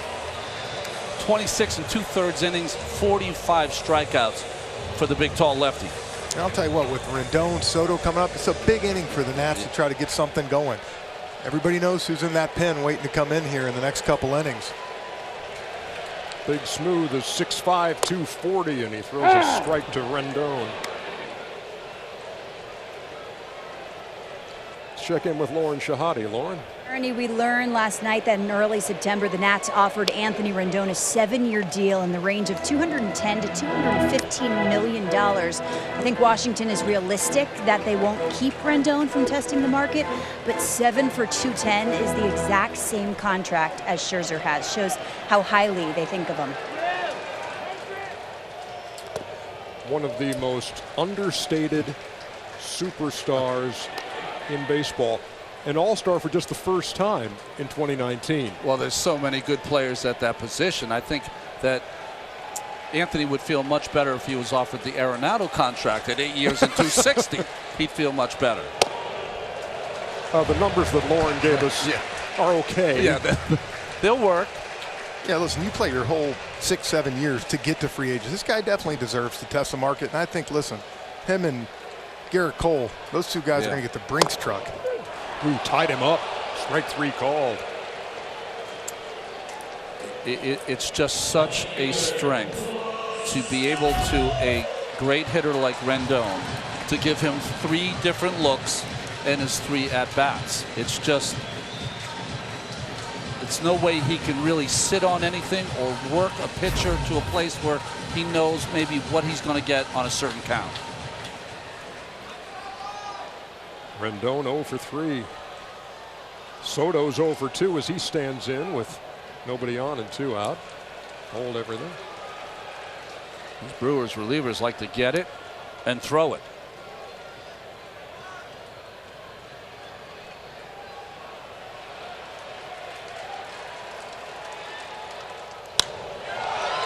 That is a towering fly ball to right along the line, and it's going to be foul.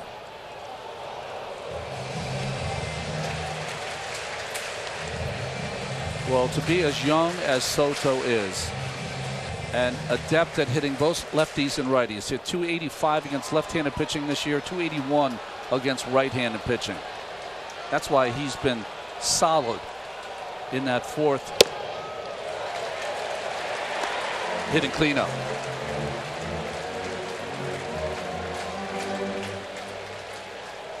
Childish Bambino, as some call the 20-year-old. Rarely gets cheated up there. You can see him pulling off there, though, a little bit. And I know it's tough. It's 97. You're trying to get going. But Soto, watching him all year.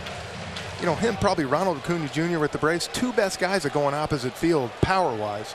2-strike approach. He'll choke up. He'll lengthen that stance. Open it up a little bit. Wooden chase upstairs. 2-2. noticing a pattern. These Brewers pitchers are trying to get these Nats hitters out up in the zone. Woodruff, Souter, now Pomeranz.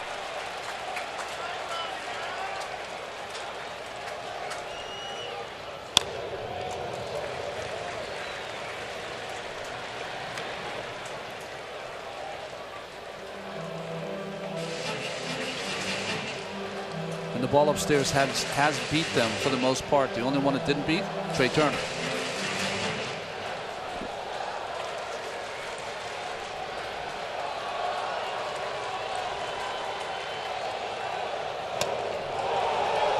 Back-to-back strikeouts for Pomeranz in a 1-2-3-6.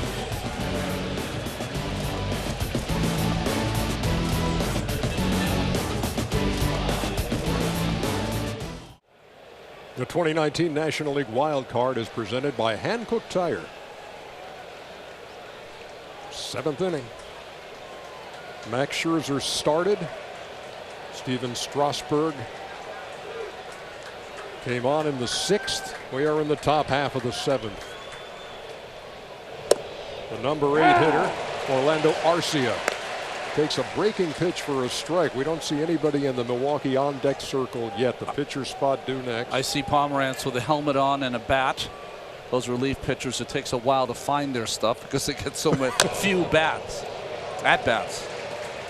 Now at this point, the game's lined up for them. Yep. They're going to try to ride Pomeranz for one more inning, and then Hader for 2. If Pomeranz gets in trouble, Hader had a save this year of 2 2/3 innings. There is the Milwaukee flamethrower.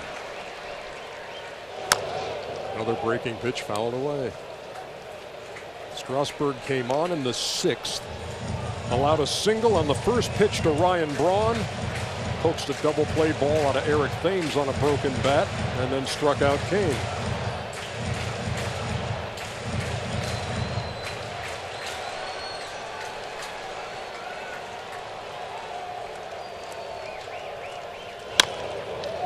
High chopper to short. Turner throws him out. Out number 1 here in the 7th. T-Mobile is introducing its newest, most powerful signal ever. No signal goes farther. No signal is more reliable. Whether you're home or away, T-Mobile is with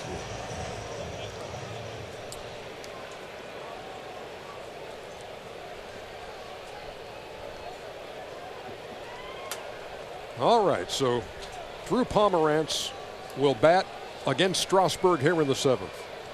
He's 0 for 19. And if my money would be on Strasburg in this matchup. Counsel might have just told him, hey, just hold the bat. Don't do anything to hurt that left arm. He's got the brace on it.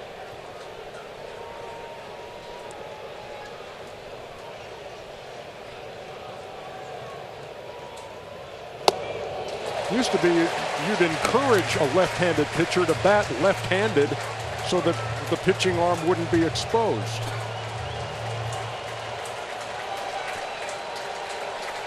Oh for 19, he could always switch. Strasburg went with a breaking pitch. That's something, Ron, I think he's done so good, is getting back that curveball. When he came up facing him, he had one of the best curveballs in baseball. Then he got that slider with it, and I felt like his arm might have been, mixed up in that slot.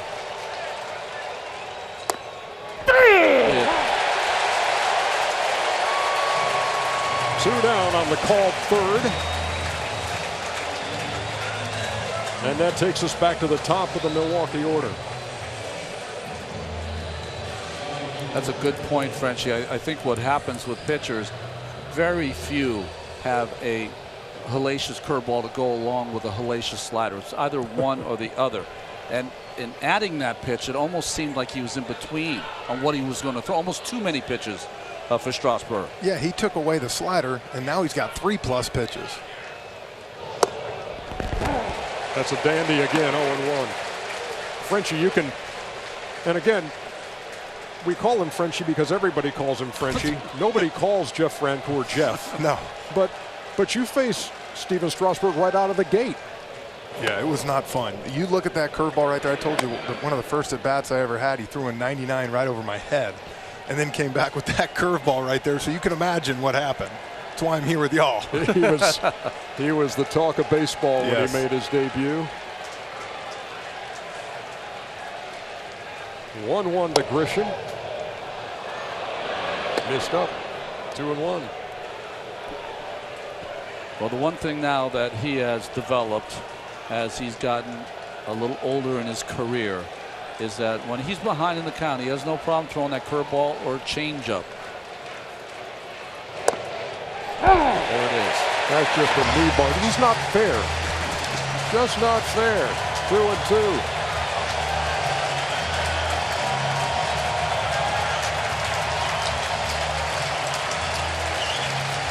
Davey Martinez's mantra has been stay in the fight. Never more than tonight. Down 3-1.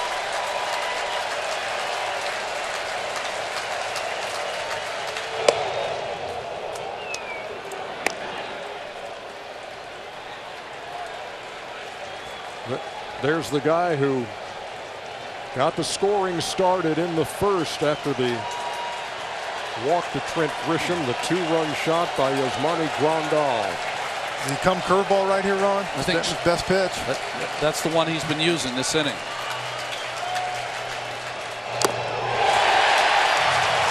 Back-to-back strikeouts to end the top half of the seventh. Time to stretch in D.C.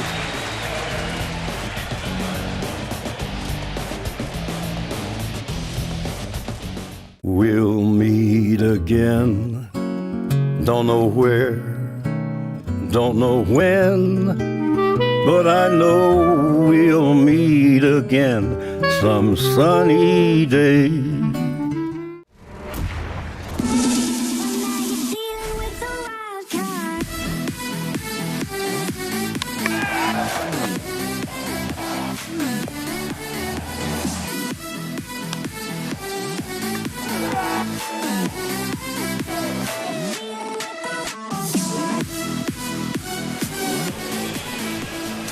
Game summary, 3-1 as we head to the bottom half of the seventh inning.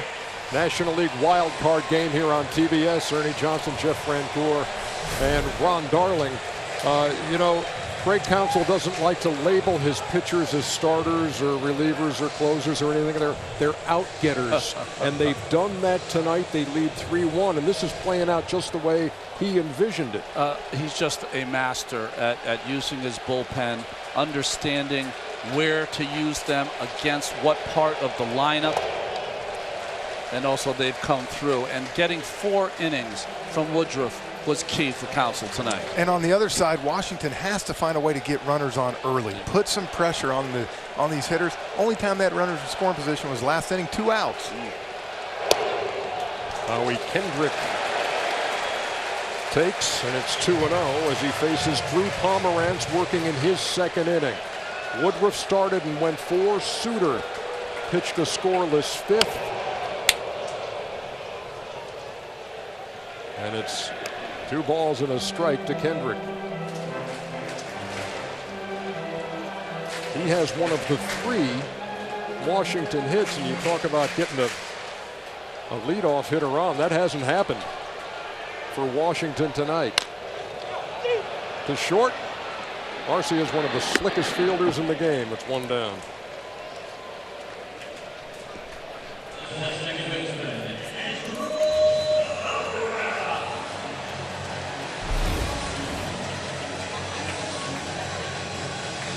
Getting more from Rocket Mortgage.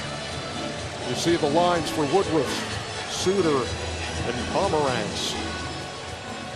And Josh Hader lurking in the Milwaukee bullpen. Well, he did the games for the Red Sox postseason last year, and Pomerantz initially was left off the roster. Then he was added later but never pitched. So this is his chance to come up big in the postseason. Those pitching numbers for the Brewers presented by Rocket Mortgage by Quicken Loans. And he's been such a starter. Now you see him coming out of the pen. It reminds me a little bit of Wade Davis back in the days, just coming in, letting it go at 97, not holding anything back. Well, they use the word uptick, right? There's uptick in his stuff when he comes out of the pen as opposed to as a starter. Velocity's better. Crispness of his breaking ball is better.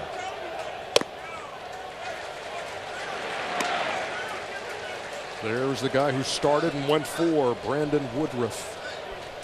An 11-game winner and an all-star. And they're trying to get the ball into the hands of that guy with a lead, Josh Hader. Do you think they'd come to him this inning, a couple guys get on? Or do you think they wanted him for two innings? They would love to be able to hold off and bring him in for the 8th and the 9th inning. It's all going to be dictated by how successful Pomerantz is here in the 7th. He was certainly successful in the 6th, 3 up, 3 down with a couple of Ks.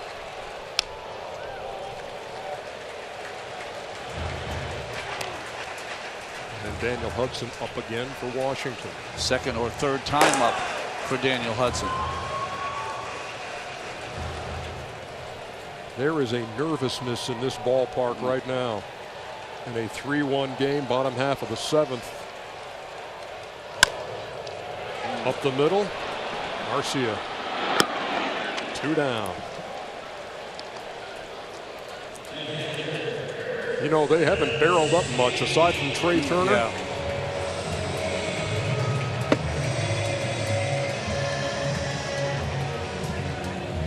These fans here are no strangers to postseason disappointment. And it's been a situation in which the Nationals have had home field advantage, had deciding games right here, and could not close the deal. They've lost 6 in a row when they could have eliminated their opponent.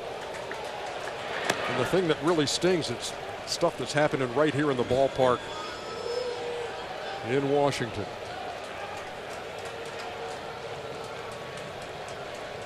Kurt Suzuki with 2 down.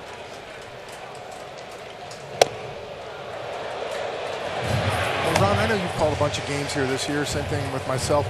I think this crowd feels with this team, it's a different team. They actually really enjoy this team. I think watching them play, they play hard. You know, Dave Martinez gives them the leeway to go out there and do what they want. There's been a party type atmosphere here with the baby shark and Gerardo Parra coming over in the middle of the season. The home run dance. All of that just a lot of that. That's why I think these fans really enjoy watching this team, but they just haven't got anything going. Right. Frenchie, when we did the game here, the season finale on Sunday, we're talking to Max Scherzer in game as he put the headset on. And Anibal Sanchez is feeding him sunflower seeds. It's been a loose team, a team where fun has returned, but right now, there was a little present for Pomerantz. And Hader starts to loosen. Well, you'd have to say that the Brewers have got the benefit of a lot of calls here by Mike Everett, but more than the Nationals.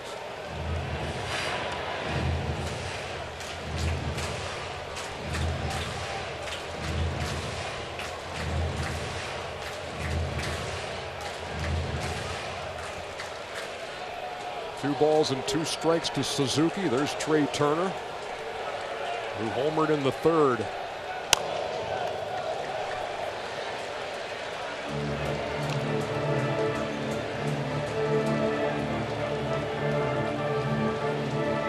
can see why they went on that run and won 20 games in September, though. These Souter and Pomerantz now have just come in and poured in strikes. Aggressive, ahead in the count.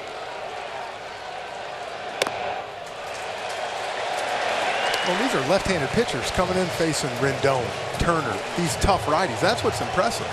It's not a lefty-lefty deal. The veteran Kurt Suzuki will turn 36 this week. He hopes he celebrates it in Los Angeles during the NLDS. But he taps weakly to 3rd here, and that's another 3 up, 3 down inning. 6 up, 6 down for Pomerantz out of the Milwaukee pen. Time for Premier Play presented by Corona Premier. Top half of the first inning. This is Yasmani Grandal. Look at Adam Eaton. You could see he was hoping to play a carom, and that ball just cleared the wall in right. 2-run shot. Got the Brewers off and running. They lead it 3-1 as we move to the top half of the 8th, and Strasburg on in relief of Max Scherzer. Just so impressed by the offense of the Brewers and how they came out in this game against Scherzer. They just were swinging the bats and swinging it early. It almost looked like a team offensively that said, this guy has owned us. We might as well try something different and come out hacking. And it worked early.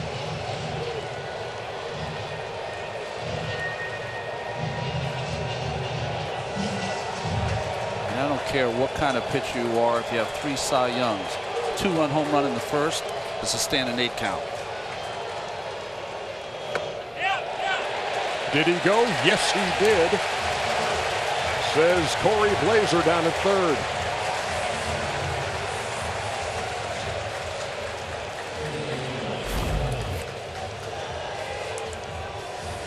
Just a changeup off the strike zone. You were talking about it before, Frenchie. One of the few pitchers in the game that has 3 A+ pitches.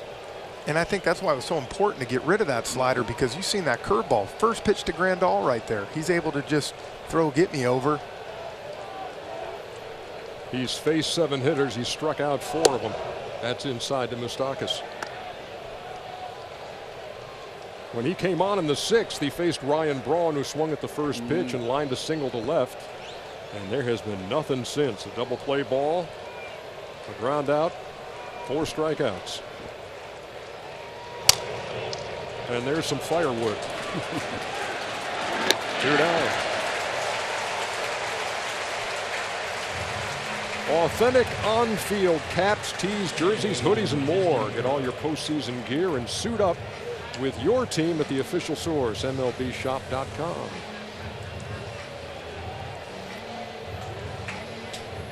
There's the guy that the Brewers like to turn to when the game is on the line late. Josh Hader, one of the most intimidating pitchers in baseball.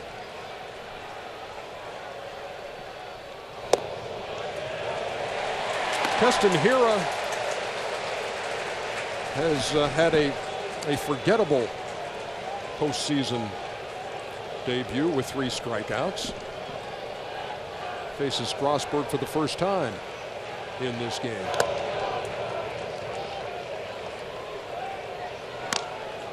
I mean, tough proposal, right, to put a young kid in the cleanup hole. He's never faced Scherzer, never faced Strasburg. Well, Scherzer throws 97, 98 up, strikes you out, and then what does Steven do right there? First pitch curveball. Yeah, the Mets have this 1-2 punch of Scherzer, Strasburg. You get them both in the same night.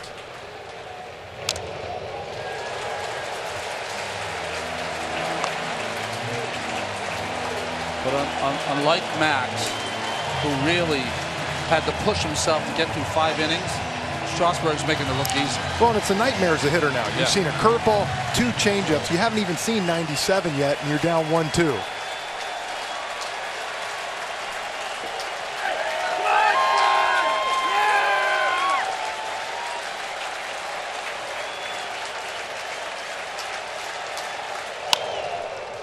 Line, fair ball. That'll be in the corner. And Hiura with a stand-up double with 2 outs here in the 8th. Hey, this just became memorable for Keston Hiura. We went fastball on him here after 3 off-speed pitches. Well, he wanted that pitch to be another foot up. He didn't get it up enough. And nice hitting by Hiura. Quick bat by Hiura. Yeah, he didn't get all of it, but he got enough, pulled the hands in nice. He's been doing it all year long, late in games. Here, a 7th inning and later, 363 average with 5 home runs. It's a big run out there at second in a 3-1 game. Ryan Braun steps in.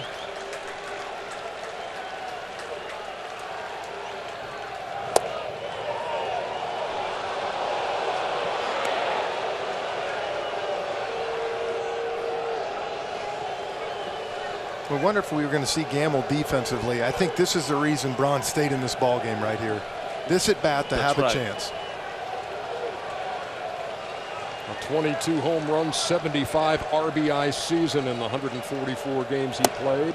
Takes a strike, 1-1. Boy, cat and mouse game, almost like the veteran Braun was sitting on a breaking ball. Got 2 fastballs down in the strike zone, one for a ball and that one for a strike.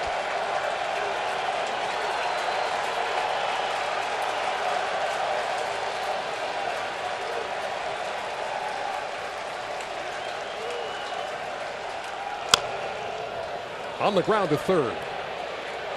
And that'll do it in the 8th. Brewers get a runner in the scoring position. Can't bring him home. Here he comes, folks.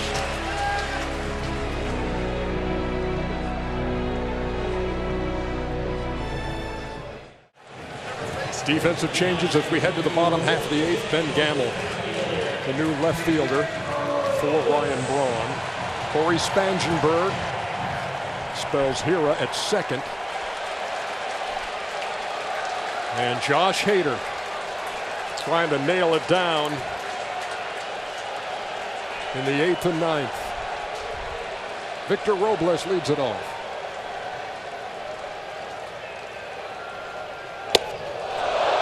That'll loosen you up. Yes, it will. Hader has pitched 2 or more innings 14 times this year. 9 saves of 2 innings or more. He's 37 out of 44 in save opportunities. It wasn't as close as it seemed the first time. Easy for me to say from this distance. It felt close enough for me.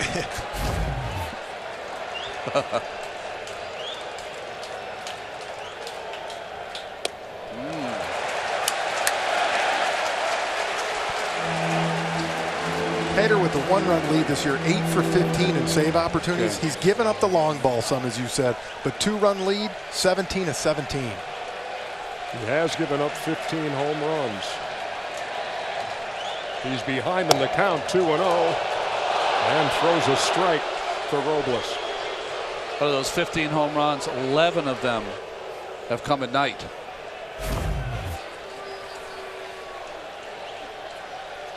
That's a strike. Yeah, no doubt. 2-1.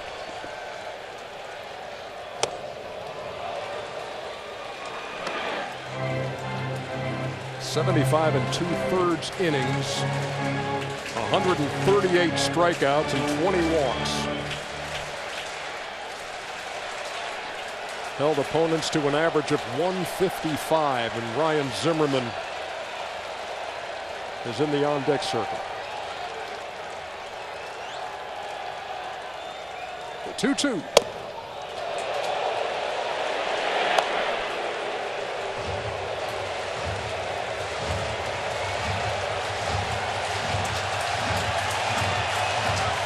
Biggest pitch of the game.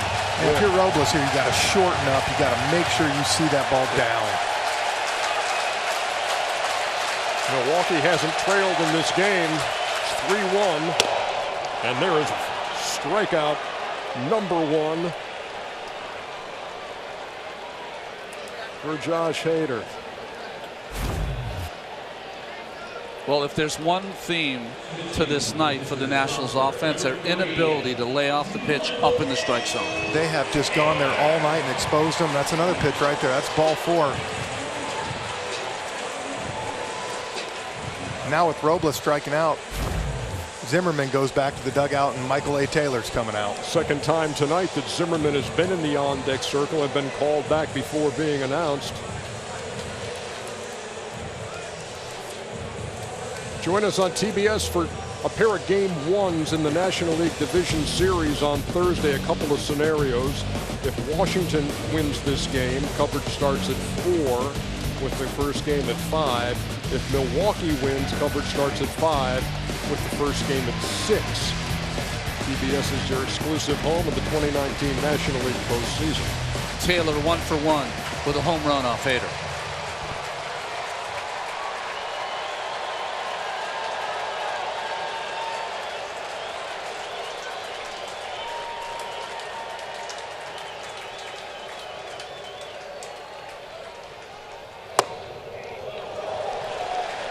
Thing to remember here again, it's only a 3-1 game.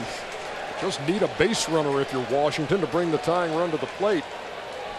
Bloop and a blast, right, Frenchie? Yeah, and with the top of the lineup getting ready to come back around, you got to find a way to get the tying run up.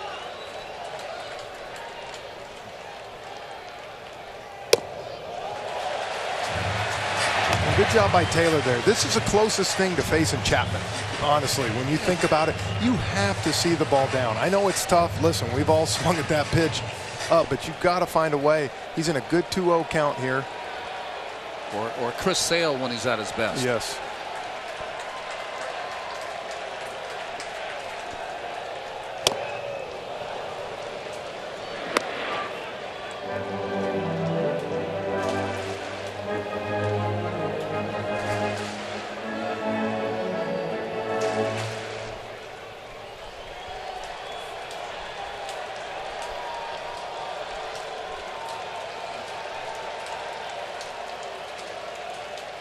Taylor waits on a 2-1 and fouls it straight back. 2 balls and 2 strikes.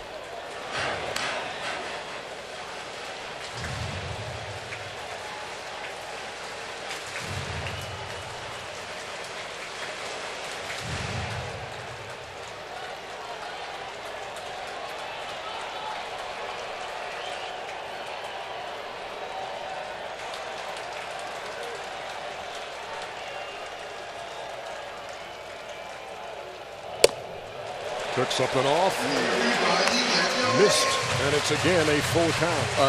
Sliders have not been close so far from Hader. Remember, Michael A. Taylor was supposed to be the center fielder for the future of this ball club. Didn't hit enough and was supplanted by Robles. And here's another 3-2 count. And like you said, slider's been no good. You got to know Heater's coming right here. Shorten up. You see him choking up right there with the bat.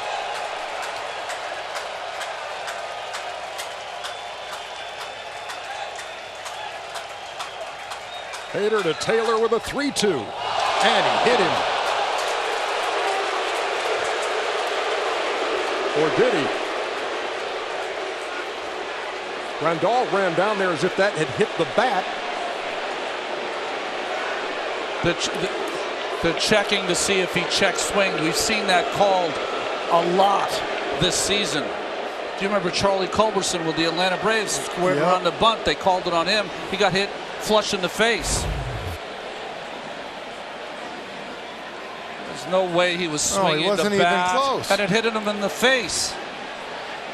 But did it hit the bat first on the knob? That's the problem. It caught hand, it caught bat. It's up to the umpires to decide. Yeah. I don't think he swung the bat. No, he did. But it might have caught bat and hand. What are they going to decide? Definitely can't be talking about if he swung. No.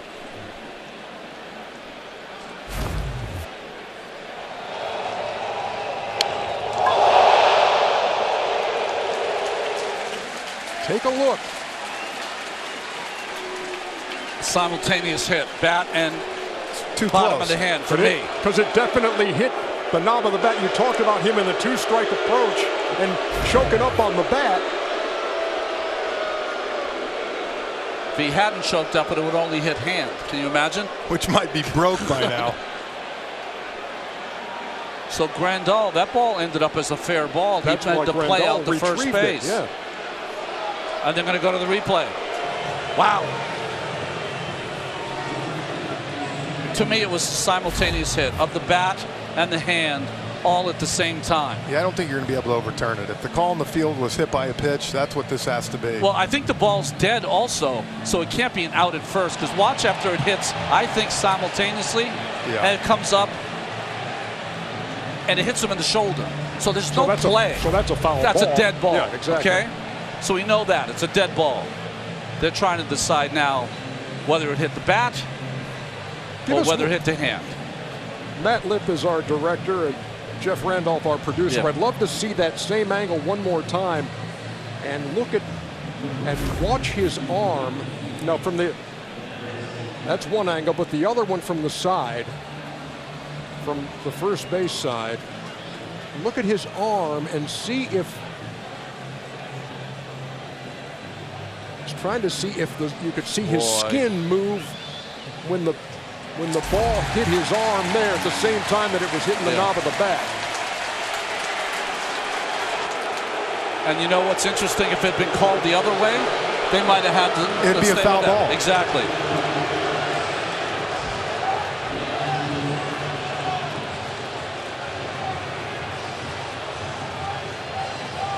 I mean, I felt the whole time it simultaneously hit the bat and the hand. Hard to change that call. It's no different than a bang-bang play at first that they call safe and it's too close to call. Well, Taylor's showing Tim Bogart the war wound.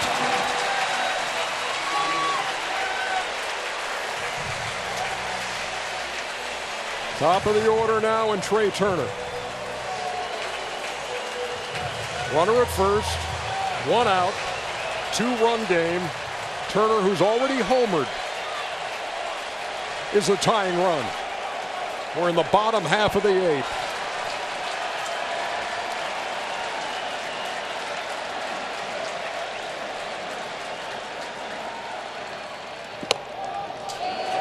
Stays upstairs, 1-0. This was the bottom half of the 3rd inning with 2 out. And that was a fastball up that Turner drove, so got to figure getting it again here. Taylor, the runner at first, has good speed.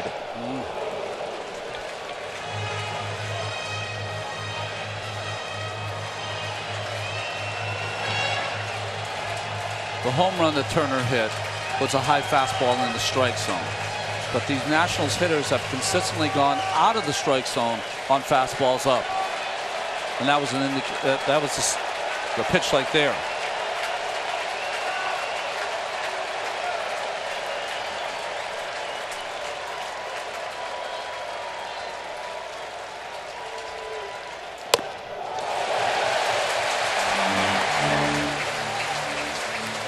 Two balls and 1 strike.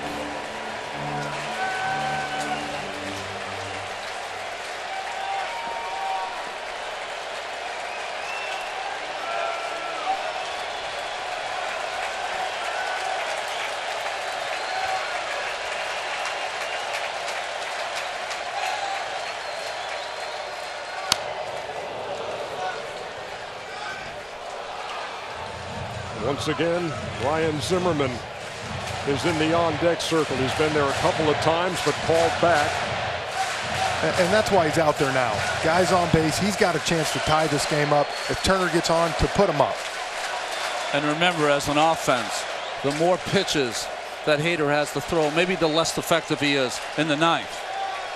2 balls, 2 strikes. Runner at first.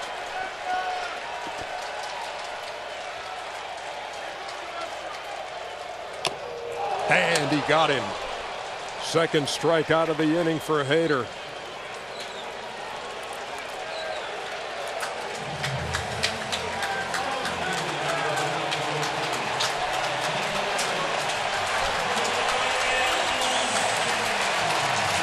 Well, a big spot here in the bottom half of the 8th inning. You're down by 2 runs, and Zim comes to the plate. Ryan Zimmerman, longest tenured member of this team. Leads the Nationals franchise in just about every single category. He opened this park in 2008, hit a walk-off home run here in the 11th inning. He has been the rock for this team, and here he has a chance in this moment right here to do something big.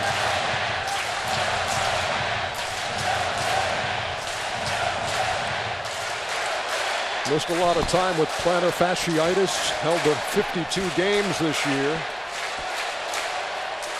And just 63 last year with an oblique. He stands in the spotlight here with 2 down and a runner on. He's the tying run.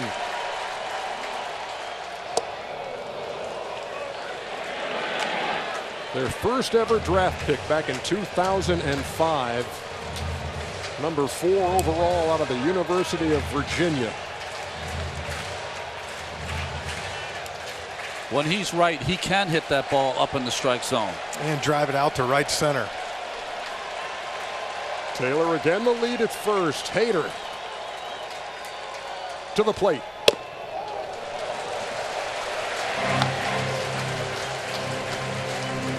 Hitting .367 versus left-handed pitching this year, and the toughest thing Ryan has to do right now is calm yourself down. You got to slider that first pitch. You just took the fastball.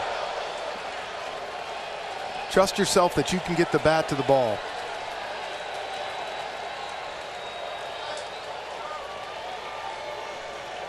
Boy, all those Brewers on the top step. With 2 outs in the 8th, they can see the finish line in the distance, but long way to go. 2-1. The slider really hasn't been a weapon for Hader here in the 8th. No, and that's the respect. He knows Zimmerman can square up a fastball out over the plate. 2-1 now. To me, Zim's got to be ready to go right here. Looking something top of the zone. Get your hands on top. You got Rendon on deck. He doesn't want to get to him.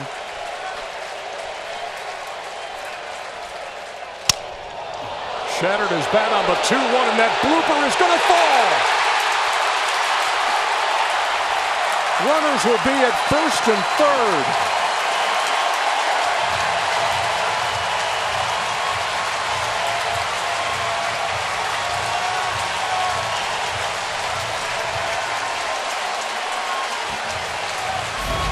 That bat died a major hero.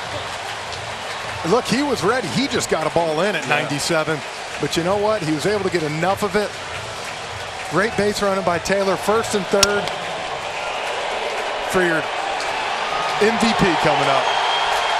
What more could you want? Zimmerman goes up there in a big spot, walks away with a number 2 pencil in his hand, and runners at first and third for Rendon. Look at that. You have a hitter up who led the major leagues in 126 RBI. Andrew Stevenson comes in to run for Zimmerman. 335 runs batted in with 2 outs. Led the National League, did the Washington Nationals.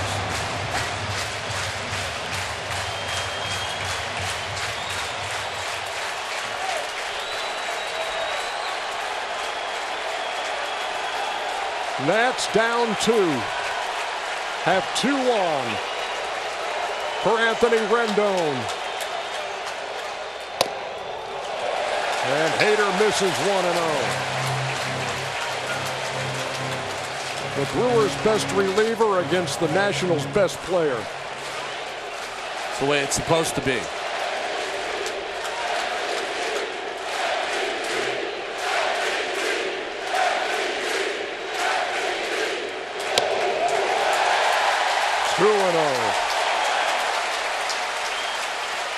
I think Rendon has one of the quickest bats in baseball, and his hot zone is down and in. Hits over 400 down and in. And the thing for him is he's so disciplined up there. He's not chasing that pitch up. He's going to have to throw him a strike, or he might load him up for Soto.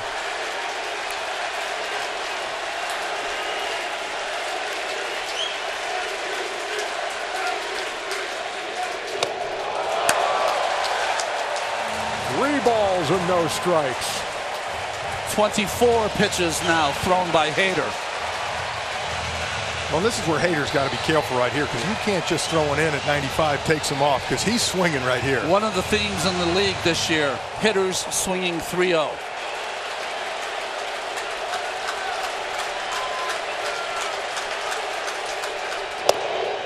He takes 3-1. Rendon, just a great guy to watch at the plate. Very few moving parts involved in that swing. Under control. And this is his pitch at 3-1. In the air, but out of play. You know, a pitcher's fastball is electric. When you have the count, you know what pitch is coming, and you're still late on it.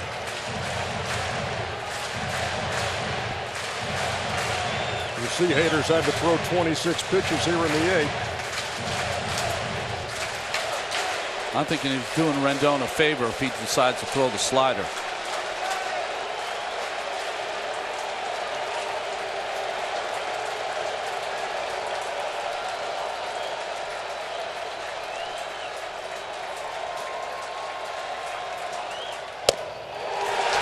that fastball. Rendon wasn't going to bite, and they're loaded.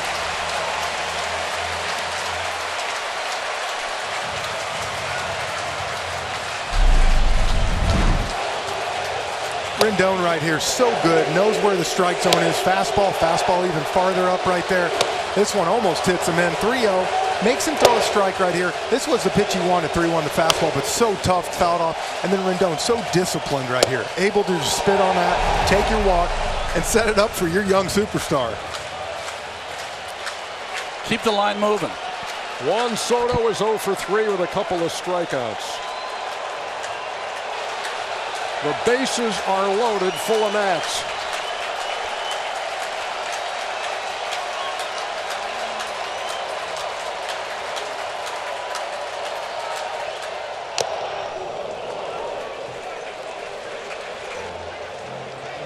As Jordan Lyles up on the bullpen for the Brewers. Pitch count getting up for Hader. 110 RBI for Soto this year. 42 of them came with 2 outs.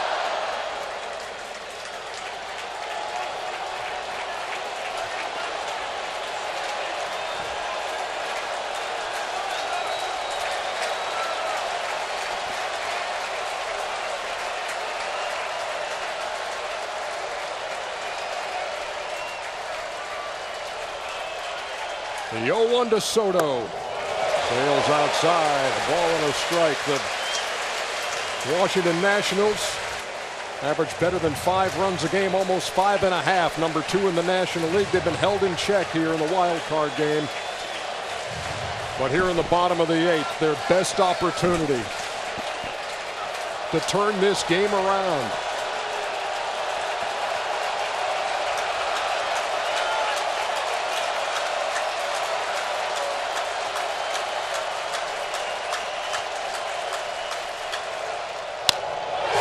Drive, base hit to right.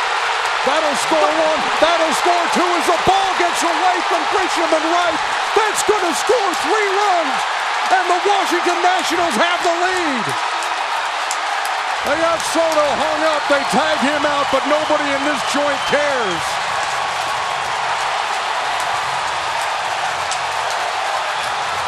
Incredible.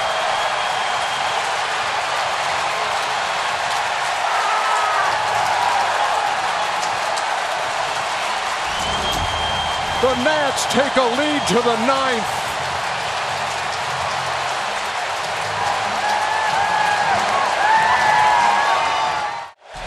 The 2019 National League wild card, and I mean wild card, is presented by Hankook Tire. Man, has the vibe in this place changed, huh? Daniel Hudson on in the 9th, and all of a sudden the Nats, from down 3-1, lead 4-3, and are 3 outs away from the NLDS. Interesting call by Davey Martinez. He has the left-handed Doolittle who could have faced Thames, but more confidence in the right-handed Hudson. Thames has a solo homer in the 2nd. Back then, it made it a 3-0 game. Michael A. Taylor, the new right fielder, guy who was hit by a pitch with 1 out, and then came around to score, as did Andrew Stevenson. Anthony Rendon on the sharp single by Juan Soto that was misplayed in right field. We've seen it, though. The postseason works this way now, is that starting pitchers are used as relievers, and wouldn't it be ironic that the relief bullpen of the Nationals will be the hero in this game?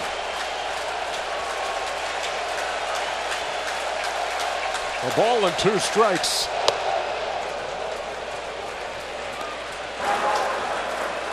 There is Sean Doolittle. And the last 2 guys Hader's given up hits to. Sam Hilliard, the lefty, for a home run in Colorado. Juan Soto tonight, but Ron, we set up between innings. Anthony Rendon set up that AB right there. 3-2, taking a pitch, not being selfish. Thames with all kind of power. Goes down swinging for out number 1. Let's go back to the Juan Soto at bat in the bottom half of the 8th inning. And this where I think Grisham was charging really hard, figuring he'd have a chance to throw Stevenson out at home. Looking back, he probably would have just gotten the ball, throw it to second, knowing that Stevenson got pinch ran for Zimmerman. I would love to see that ball again, because to me, the way he missed it looked like it took a bad hop on him. Here's Lorenzo Cain. Usually when you see an outfielder miss a ball, it'll go under his glove, but it'll be like in front of his body. That ball, he missed that by 3 or 4 feet.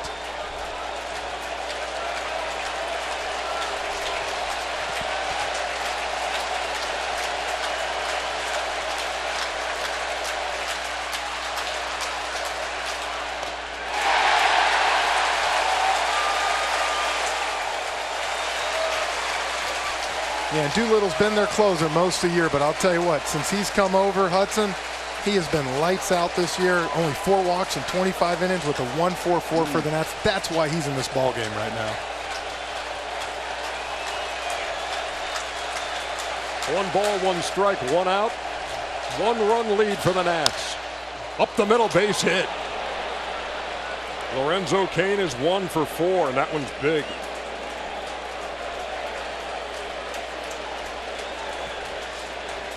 There's Moustakas. Brewers haven't given up, of course.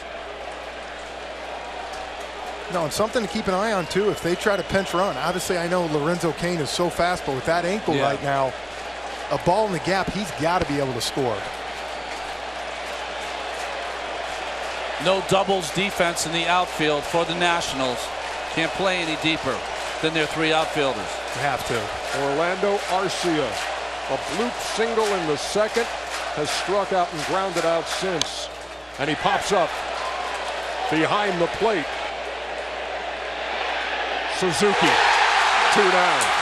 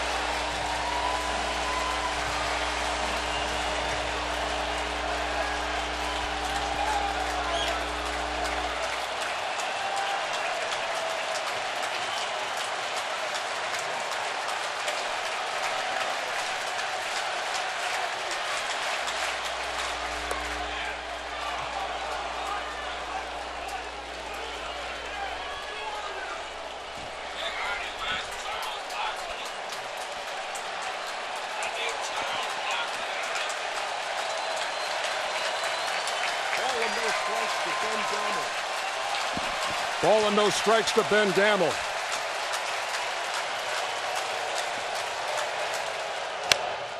To center field. Robles back. Ball game. And the Washington Nationals are LA bound.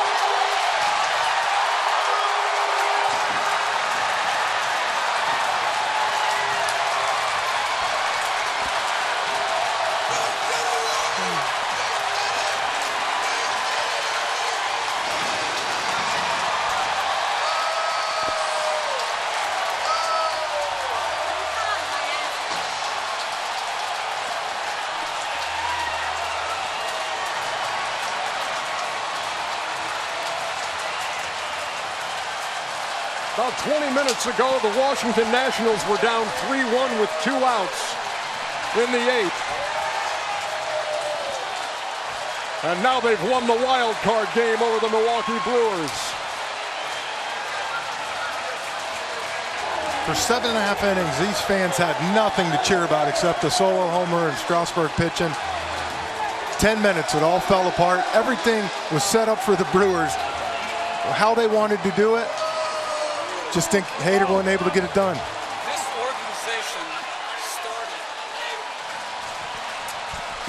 This organization started their first postseason electing not to use Steven Strasburg. They never won a postseason series. They used him today in relief, and he gets the win.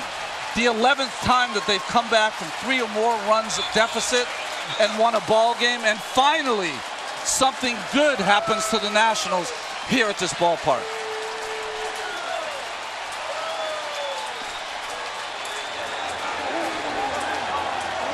We had talked about the uneasy feeling that was just palpable in this ballpark as that 3-1 deficit continued in the course of this game. And then Josh Hader comes on, and it's like, now things are really going to get tough. And a 20-year-old kid knocks in a couple of runs, a misplay in right field by another rookie, and all of a sudden, 3-run score.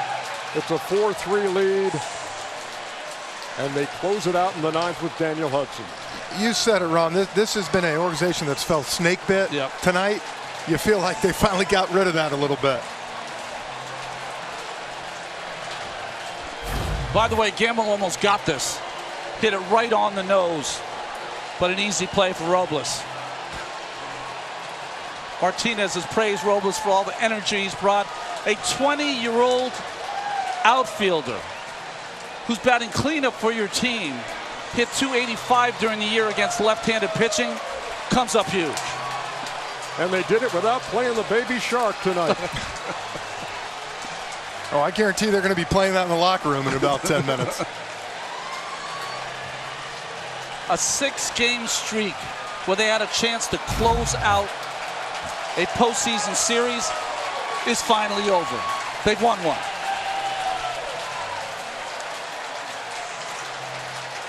Eight straight wins to end the regular season. Home field in the wild card.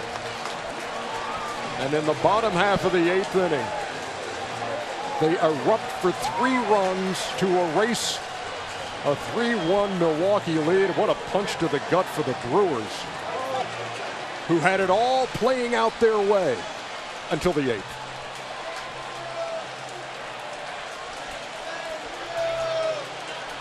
There's Steven Strasburg, and the linchpin to this victory. Just watching him come in to relieve for the first time in his career and come in and have the stuff he had. He was as unhittable as anyone in this game. Think back to the last game, the last playoff game Washington played here in 2017. It was using Max Scherzer in relief. It didn't work. The roof fell in.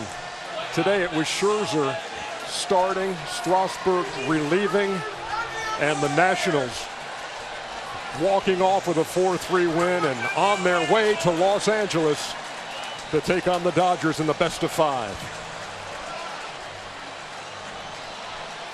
Just go 1-0. Just stay in the fight. That was the mantra of Davey Martinez all season long when he was at the worst, the lowest he could ever be. 19-31 his ball club was on May 23rd. Let's go down to Lauren Shahadi. Juan Soto, congratulations. Bases loaded in the 8th. Win or go home. It's like a no-fear shirt. Walk me through your approach in that at-bat. For me, just get a base hit to the middle. That's what I'm thinking. Just get a base hit to the middle and try to hit the tie of the game. Who just tackled you to the ground just now? Sorry, what?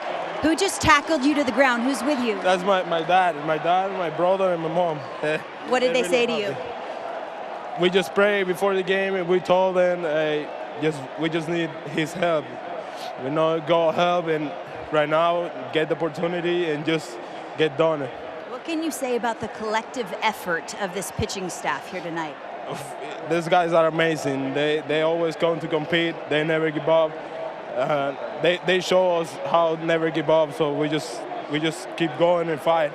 12 games under 500 in May. What is it about this team that keeps on fighting? Everything changed. The energy of the team, it changed. All the fans, they're here. They never leave. They've been behind us, pushing us, and the energy we have in the clubhouse is amazing. Enjoy this moment. Congratulations, Juan. Thank you. Ernie.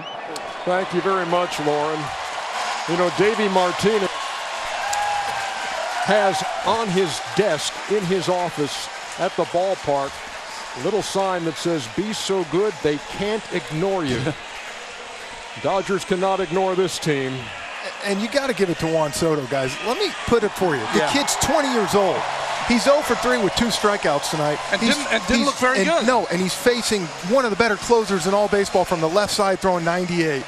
To get on time, as you said, he probably widened out a little bit, shortened up, comes up with the biggest hit of his young career. We saw on Sunday the Nationals score 7 2-out runs.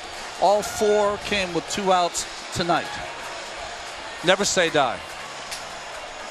Nats 4, Brewers 3, Dodgers await. We'll be back.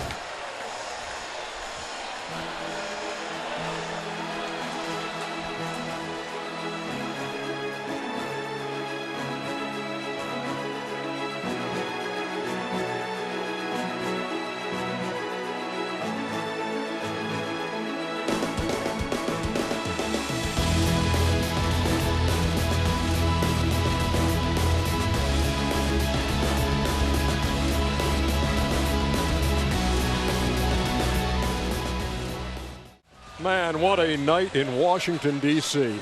What a finish. And what a change in the direction of this game in about a 20-25 minute span. Well, just one of the most amazing games I've ever done. Frenchie, you're spoiled forever, by the way. And but I do want to say something about the Brewers, though. The Brewers, 20 wins in September, an amazing ball club.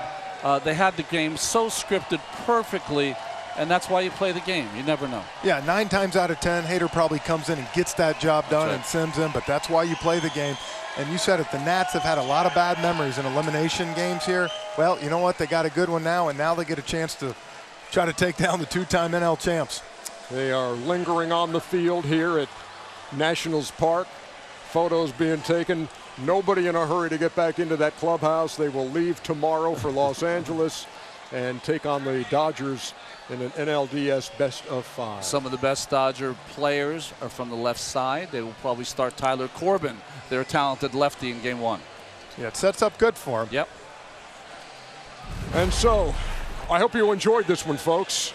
Nationals 4-3 over the Brewers. Coming up after this short break, the postseason show with Casey Stern and Pedro Shep and Jimmy Rollins. For Ron Darling, Jeff Francoeur, Lauren Shahadi, the rest of our crew, this is Ernie Johnson saying so long from Nationals Park in Washington, D.C. You've been watching the Wild Card Game on TBS, presented by Hankook Tire. See you in L.A.